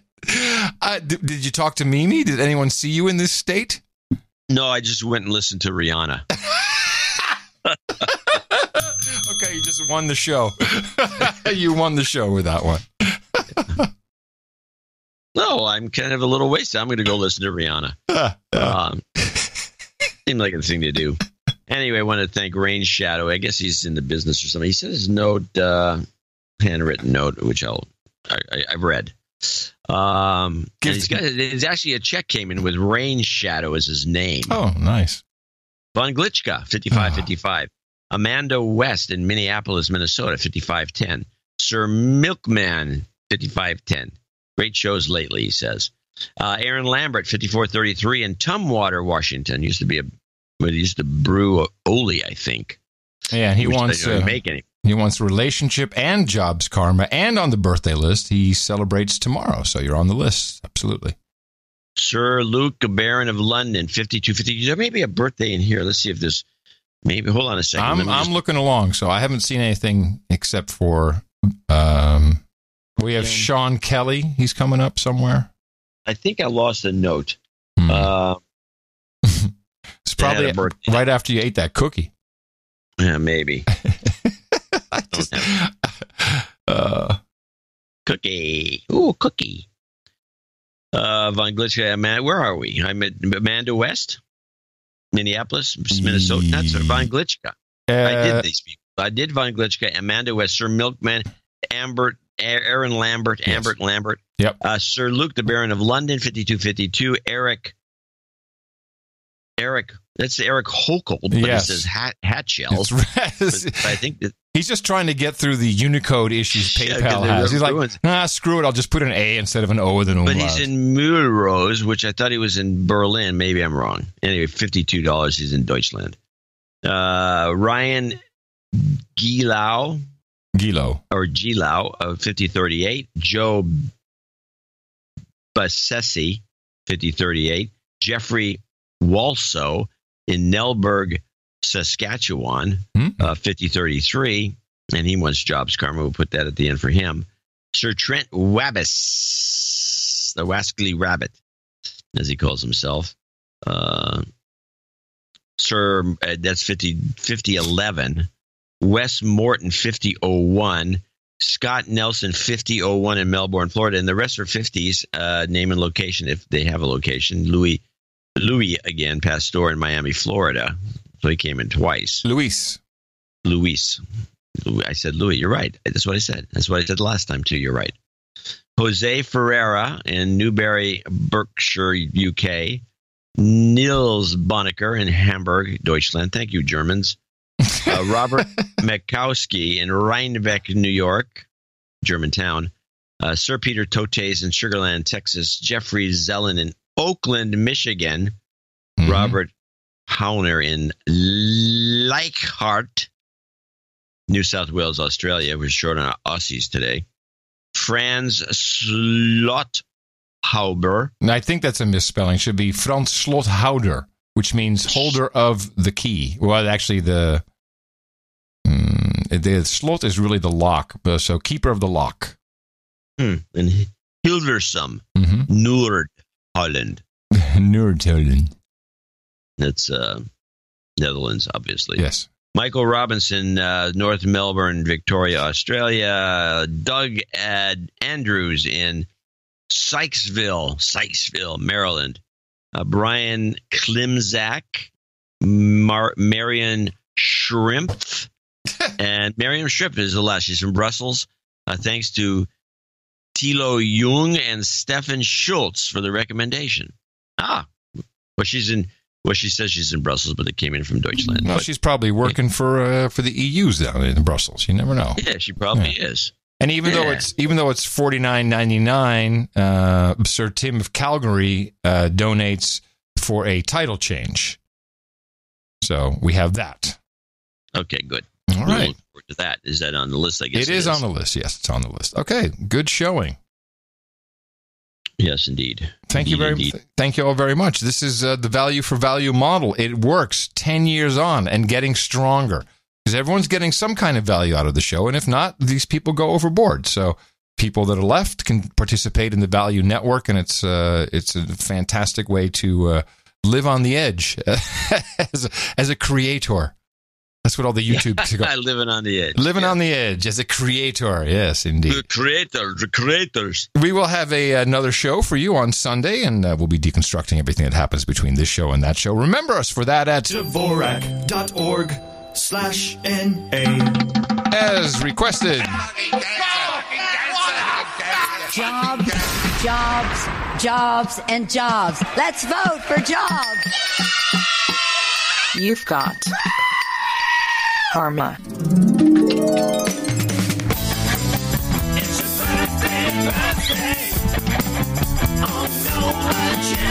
Kind of a short list today, but we got them. 2 birthdays. Sean Kelly, Circumvent the Law, says happy birthday to the amazing Ingrid Jackson. And we congratulate Aaron Lambert. He will turn 37 years old tomorrow. Happy birthday from everybody here at the best podcast in the universe. And we have one knighting, so if you could draw your blade for a moment, please. Remove this thing. There you go. All right, Luis. I believe it is pronounced Luis. Luis Pastor, come on up. You have participated and supported the best podcasting universe, the amount of $1,000 or more. You did it with layaway plans and monthly donations. We could not be more grateful. Thank you very much, and I'm very proud hereby to pronounceate thee as Sir Louis Pastor, or is it Luis? Regardless, for you, we've got Hookers and Blow, Rent Boys and Chardonnay, Parliament's Pale Ale, Waifus and Waffles, Bourbon and Bong Rips, Kebab and Persian Wine, Goat Chops and Goat Milk, Polish Potato Vodka, Breast Milk and Pavlin, Ginger Ale and Gerbils, Bong Hits and Bourbon, Geishas and Sake, Rubenesque Women and Rosé, and Mutton and Mead. It's a No Agenda Roundtable staple and a favorite, so head over to noagendanation.com/rings. Eric the Shill will get that out to you as soon as possible. Title changes, turn and face the slave. Title changes, don't want to be a douchebag. Title change for Sir Tim of Calgary. Today he shall be changed in all the peerage documentation and maps, itm.im/peerage, as Sir Kilgore Trout of the Dudes Named Ben. Our title change today on the No Agenda Show for this 28th of June, 2018. Thank you all very much. Remember, our next episode will be on Sunday. Go to Dvorak.org/NA. I have a note from Robert Roberts, and I'm going to have to boil it down, or I'm going to put it in the newsletter. It is the definitive discussion, which I don't know how we got on this discussion. We have Eagle Scouts, we got ham radio operators, and apparently we have a lot of guys who artificially inseminate cows. Yes. I have no idea why we have so many. We do have many agrarian producers. I've noticed this, yes. Yes, and they know all these things. So he's got a long exposition. I could have read the whole thing, but he says, yeah, it goes in the butt, and he has all these reasons for it. So I'm not going to read that. No, it's too long, but I'll put it. It will be discussed again. I got a note from Joel Nelson. I wanted to read his note just at the beginning of it so we can have a little sense of things. He says, after listening to y'all's podcast for 6 months, I never really thought the United Socialist state of California was as bad as you and the other producers make it out to be. I was wrong. It's like living in another country. Compared to Colorado and Minnesota, signs warning you that other warning signs has chemicals. It's less carcinogenic, known as the First People's Republic of California. I think that California has 3 car types: Prius, exotic, and beaters. Yes. It doesn't seem to be much else. Here, a Porsche is more common than an F-150 back in the great frozen north. I am happy to be returning to normalcy and sanity on 7/6. The Commonwealth of California, while probably more beautiful than Colorado, should be avoided. Meal prices are outrageous. Uber and Lyft drivers are suicidal maniacs. Do not leave anything in your car, ever. Strange land, stranger people. Anyway, thank you both for your work on the podcast. I now see the media and politics in a new light. Something that I would like to hear is the economic impact of the tariffs and counter tariffs currently hailing from Minnesota, where they have a yearly contest for Princess K of the Milky Way, complete with a 1,290-pound butterhead. I found the tidbit on the Canadian tariffs on milk very interesting. Well, we don't want to talk about that. No, but it's a news deconstruction show. It's not a right. It's not a analysis show. I did learn something about Canadian steel from one of our steel workers. We have steel workers in the audience. Forgot to mention that group. Oh yeah, we got them too. The reason why Trump, I don't know if it's imposed now or not. I've kind of lost track. Wanted to put a tax on Canadian steel is because Canadians import a lot of Chinese steel and sell that on to us as Canadian steel. It only has to be, on the shores There's a toe tap in Canada, and all of a sudden it's Canadian. Yeah.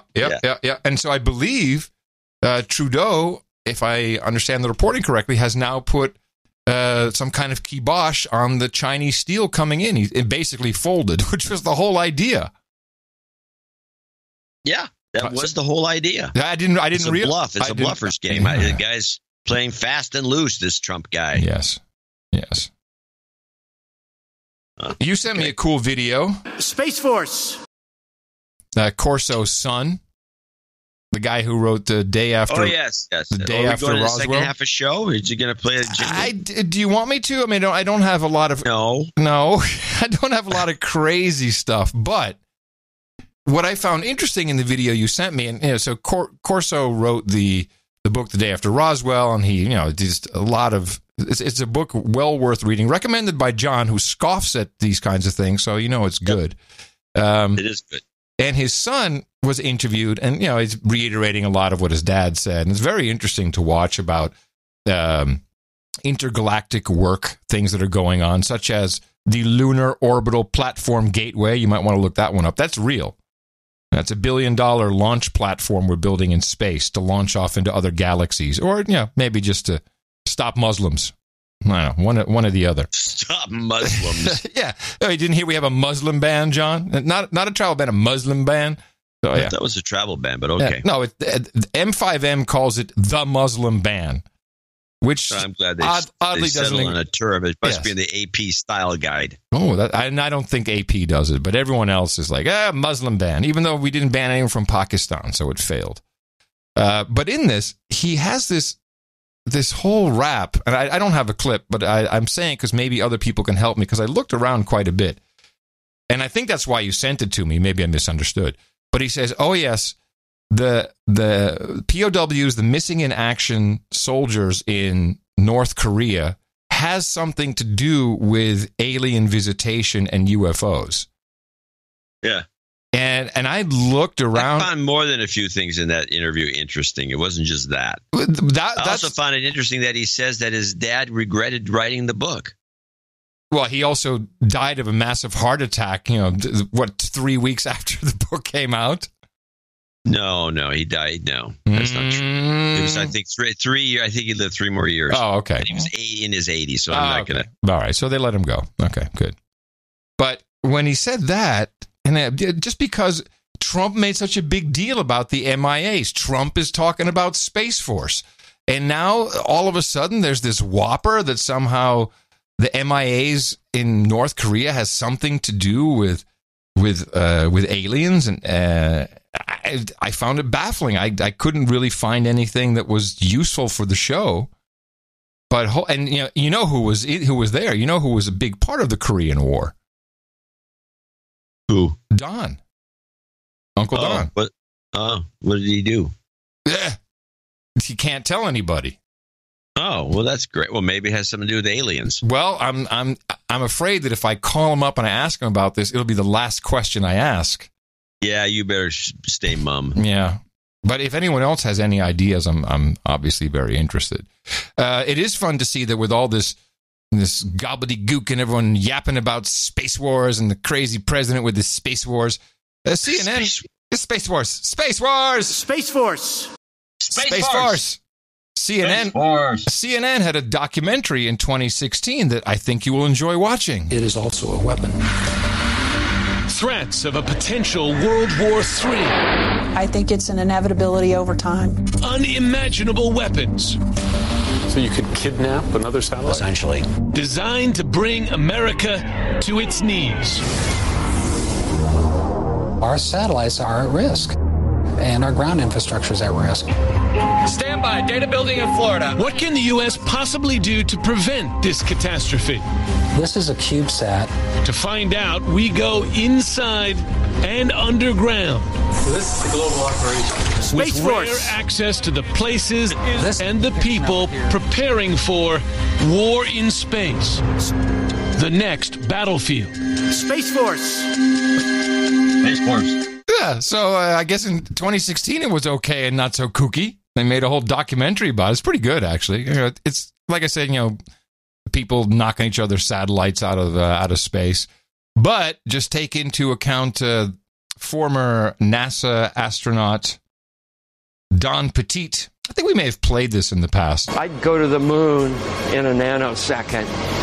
The problem is we don't have the technology to do that anymore. We used to, but we destroyed that technology, and it's a painful process to build it back again. But going to Mars should be one of the next series of steps that humans do. The first step should be going back to the moon for a number of technical reasons and exploration reasons, and then after that, Mars, maybe high orbit in Venus atmosphere, maybe going to Europa. There's all kinds of targets to go to, places of interest in our solar system.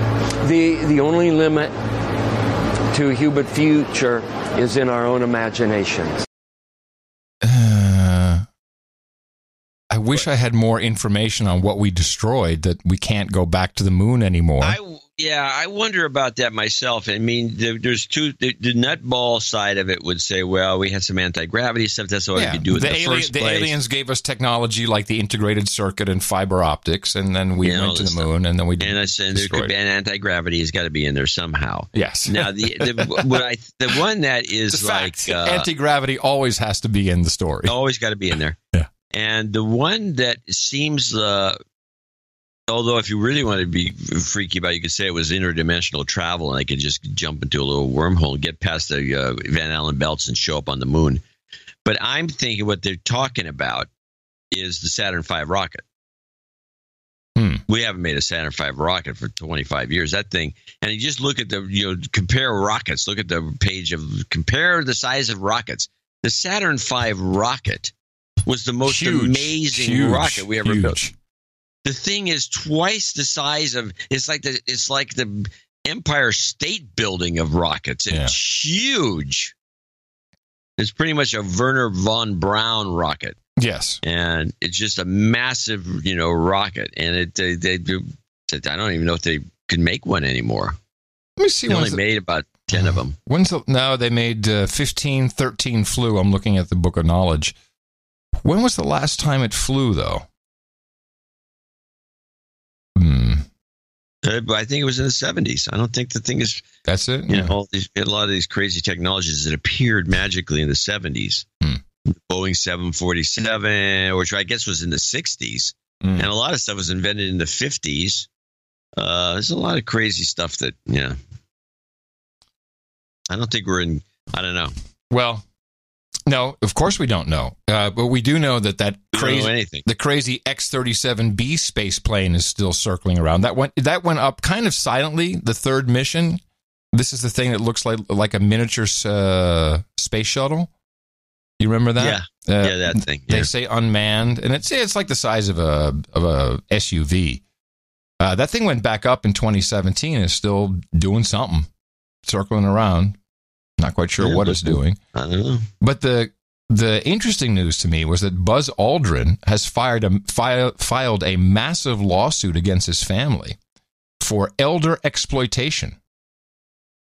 So they've apparently and he has money, and he has lots of foundations and all kinds of stuff, and they are taking his money. They've cut him off completely. They said, well, you can't think for yourself. So keep your eye on Buzz. I mean, isn't he the guy that beats people up when you say you never landed on the moon? He's punched a few guys out, yeah. Yeah. Hey, man, you never landed on the moon. It's bullcrap. Yeah, boom. Exactly.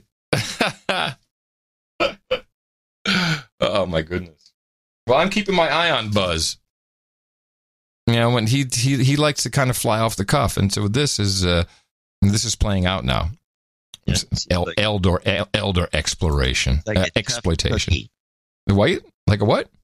Tough cookie. Tough cookie. Yes. Yeah, we got a Red Hen in Napa, the Red Hen restaurant. So let's play this little clip here. It says the problems they're having because the name of the restaurant is Red Hen, of course, where they threw Sarah Sanders out.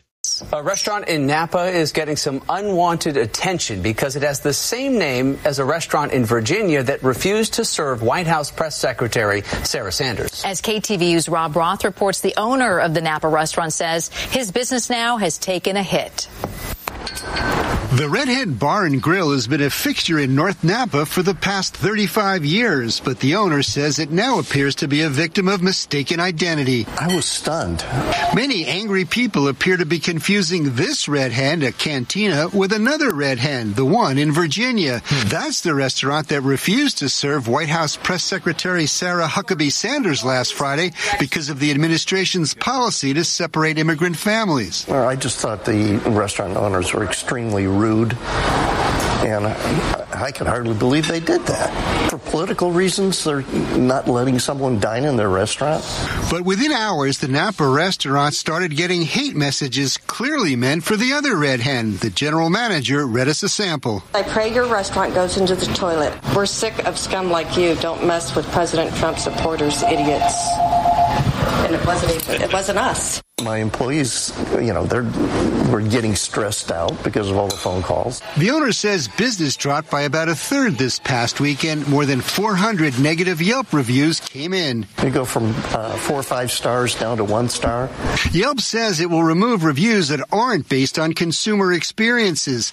This stepfather and daughter heard about what happened and came in for lunch to show support. I'm not going to say that the incident itself with kicking Sarah out of a restaurant because of their political ideas was necessarily justified, but the reaction and how people have been responding to it is not okay. There's the new meme is MACA instead of MAGA. MACA. Make America civil again. The public at large is so dumb. I mean, it's both sides too. That they would think that this restaurant's the same as the other restaurant. It's just like, what are you going to do? Yeah. No agenda listeners wouldn't be making these calls or going on Yelp.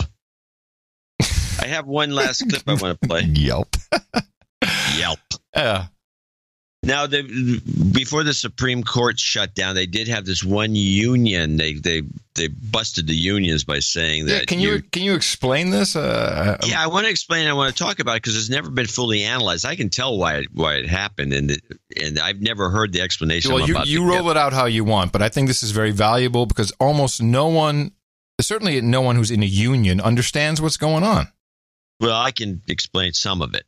But let's play the clip first, and then I can talk about it. Union dues, Cal, and I have a Cal alumni story which matches it. The U.S. Supreme Court delivered a huge setback to organized labor today. In a 5-4 vote, the court ruled that government workers who choose not to join unions should not be forced to pay dues. The court said that forcing employees to pay for collective bargaining was a violation of the non-paying workers' free speech rights.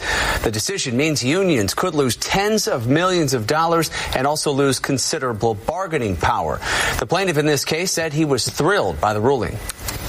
The important thing is that we've now got 5 million public sector workers across the country that are free to make their own decision. And that's what this whole fight has been about. That's Mark Janis, an Illinois state worker who refused to pay dues and then sued his union, arguing he shouldn't be forced to pay fees because he disagreed with the union's positions.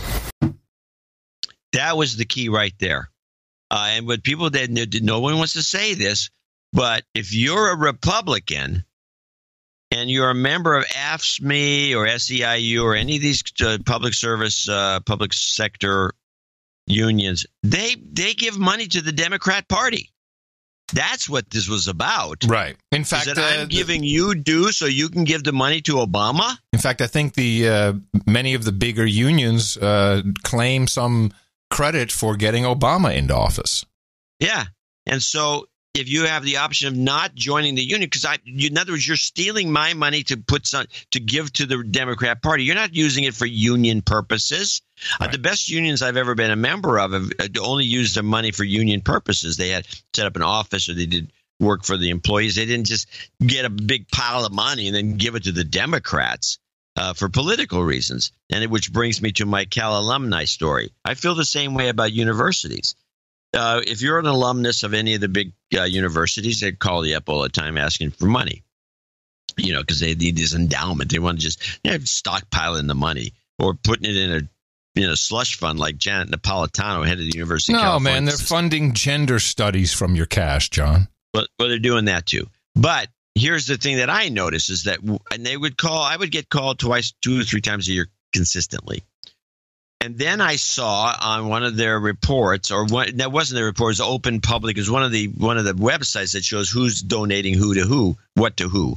And University of California donated $1 million to the Obama campaign in 2016, whenever it was. 2012. So they did $1 million to the Obama campaign. And so they called me up asking for money, and I said, "Why do you want my money for? All you're going to do is give it to the Obama campaign. I'm not donating money to the university so you can give it to a political party for whatever reason. And you're not like handing it out to all the parties. You're just giving it straight to Obama. I'm not going to give you any money if you're going to keep. I'm not going to give you any money." That's what I said. I didn't say we're going to keep doing that or anything. And they said, "Oh, yes, we understand." And they hung up, and I've never been called again. Since 2012. Oh, they really? have never called me again. So obviously what I said. You got a verified check mark is what you got. They got a check mark and said, "Don't bother calling him because we can still give our money to Obama, but he'll bitch about it if we do. So don't call him." Yeah. No, you can't do that. It's my money. If I wanted to give it to Jill Stein or somebody, it's my business. I don't have any. If I want to give it to Obama, I'll give it to Obama. I don't want them to ask for money so they can run the university and then just give the money to Obama. It's ridiculous. That's kind of the same. Like I've supported the ACLU for decades. I always liked it. A bunch of lawyers trying to do good stuff, and I was so happy I stopped that support when I saw these signs. ACLU. Stop the Muslim ban. These were professional ACLU signs. These are lawyers who know that this is not a Muslim ban. You know, it's like, I'm not going to give my money to that. Liars. Anyway, not the same as a union. I'm still SAG-AFTRA. Are you SAG-AFTRA? No. Yeah, I have some. They sent me like my retirement papers. I think I have $11.37 for my retirement. Yeah, you don't have enough there. Are you getting the DVD? Are you getting movies and stuff? Are you getting links to the movies? No. I'm pretty much. You got to be a member of one of the better operations, the Motion Picture Guild or something. One of these guys, or Directors Guild, Guild, Producers Guild. They get movies. I could do that, but they're probably all going to look me up and go, "Guy's a podcaster. Don't send him any shit." No, it's just a scam. It's like a Yelp reviewer. Do you think they actually check? I think they just send them out. They're too lazy to check nowadays. Maybe. Anyway, that is our show for today, everybody. And a healthy tip from Adam and John. Roe v. Wade will not be overturned. Don't get all freaked out about it. Whatever side of that argument you're on, it's not going to happen. Do not believe that hype because you're about to be splattered with this message. So that should keep you sane until Sunday if you don't turn on the TV. I'm just talking about your colleagues and your friends and your family. So be sane. And coming to you from downtown Austin, Texas, capital of the Drone Star State, FEMA Region 6, and all the governmental maps and the Googles, in the 5x9 Cludio and the common law condo. In the morning, everybody, I'm Adam Curry. And from northern Silicon Valley, I'm John C. Dvorak. We return on Sunday with another episode of your best podcasting universe. Remember us until then at Dvorak.org/NA. And until then, adios, mofos. I need a cab. Yeah, I already called for it. Here it comes.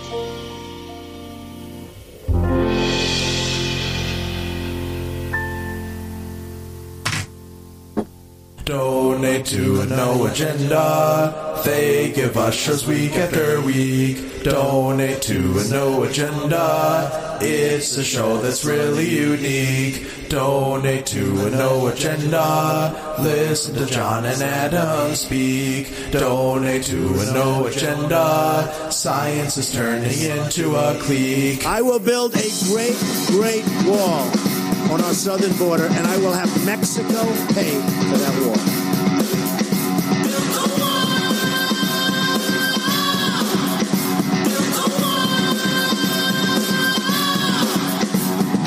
Come from a land that's down below to the USA from Mexico. Ignoring all your laws, will drive without insurance on welfare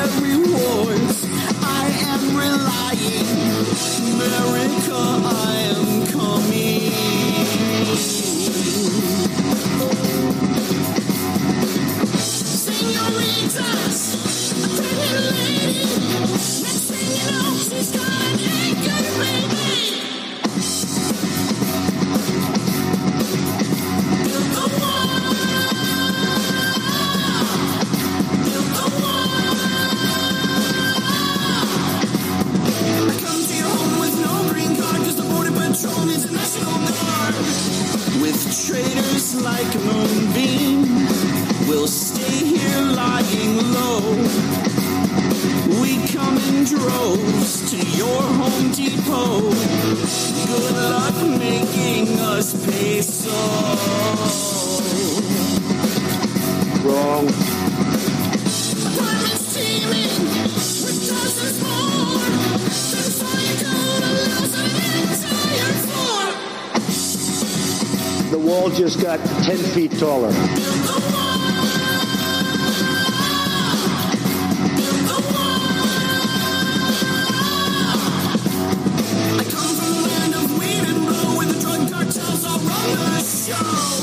Progressives, we're your cause.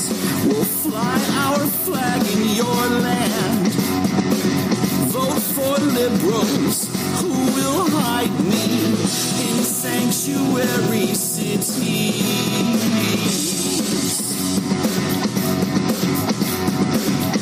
Hope and change means no deporting, and now stuck with kids at MS-13. We have some bad hombres here, and we're going to get them out. No taxes from our jobs. The money we're accruing. Instead of ATMs, we send it home with Western Union.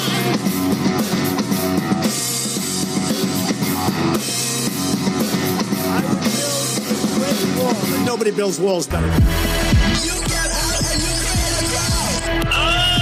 Where are the babies?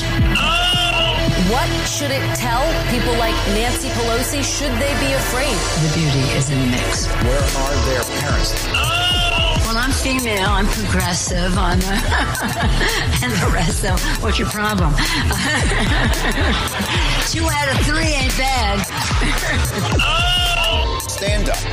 Make your voice heard. And if you see anybody from that cabinet in a restaurant, Explain why you think they're wrong. Why you're right. We still don't know. Where are the babies? We have an array of genders, generations, geography. We still don't know. Thank you all very much.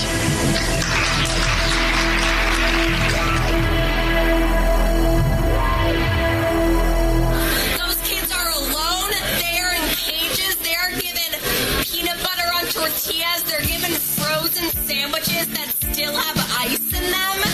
Is that the kind of environment you would want your kid to be in? we don't need no immigration. We don't need no border patrol.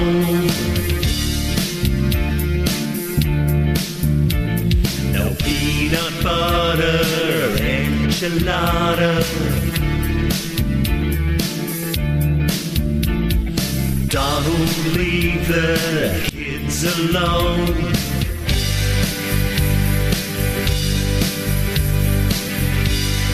Hey! Donald, leave the kids alone. All in all, it's all for funding your wall.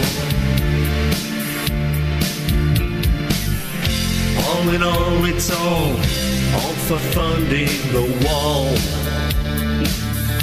Kirsten Nielsen will want you to think that we are ruining your dinner. She is the secretary of DHS. ICE rips children apart from their families every day. They lock them up in cages. They sleep under those silver blankets you guys get at marathons. These kids will never be reunited with their parents because Kirsten Nielsen's staff doesn't think it's necessary to make a plan to reunite them with their parents. Boo! Have any of you ever been to a detention center? I've been to one in Nogales, Arizona. Those kids are alone. They're in cages. They're given peanut butter on tortillas. They're given frozen sandwiches that still have ice in them. Is that the kind of environment you would want your kid to be in? That was a very interesting comment, I thought. That the idea of giving these children tortillas with peanut butter and some of them were out of the fridge, they still had ice on them, is just despicable to this woman. It's just the whole idea. Meanwhile, I don't know if she has kids, but she's probably feeding them mac and cheese. If they see any weakness, they will come by the millions. they will come by the million. If they see any weakness, zero tolerance for criminal aliens. Zero. When Mexico sends these people, they're not sending their best. I will build drugs. They're bringing crime on our southern border, and I will have Mexico pay for that wall. The best podcast in the universe. Adios, mofo. Dvorak.org/NA. Does he still have a flip phone?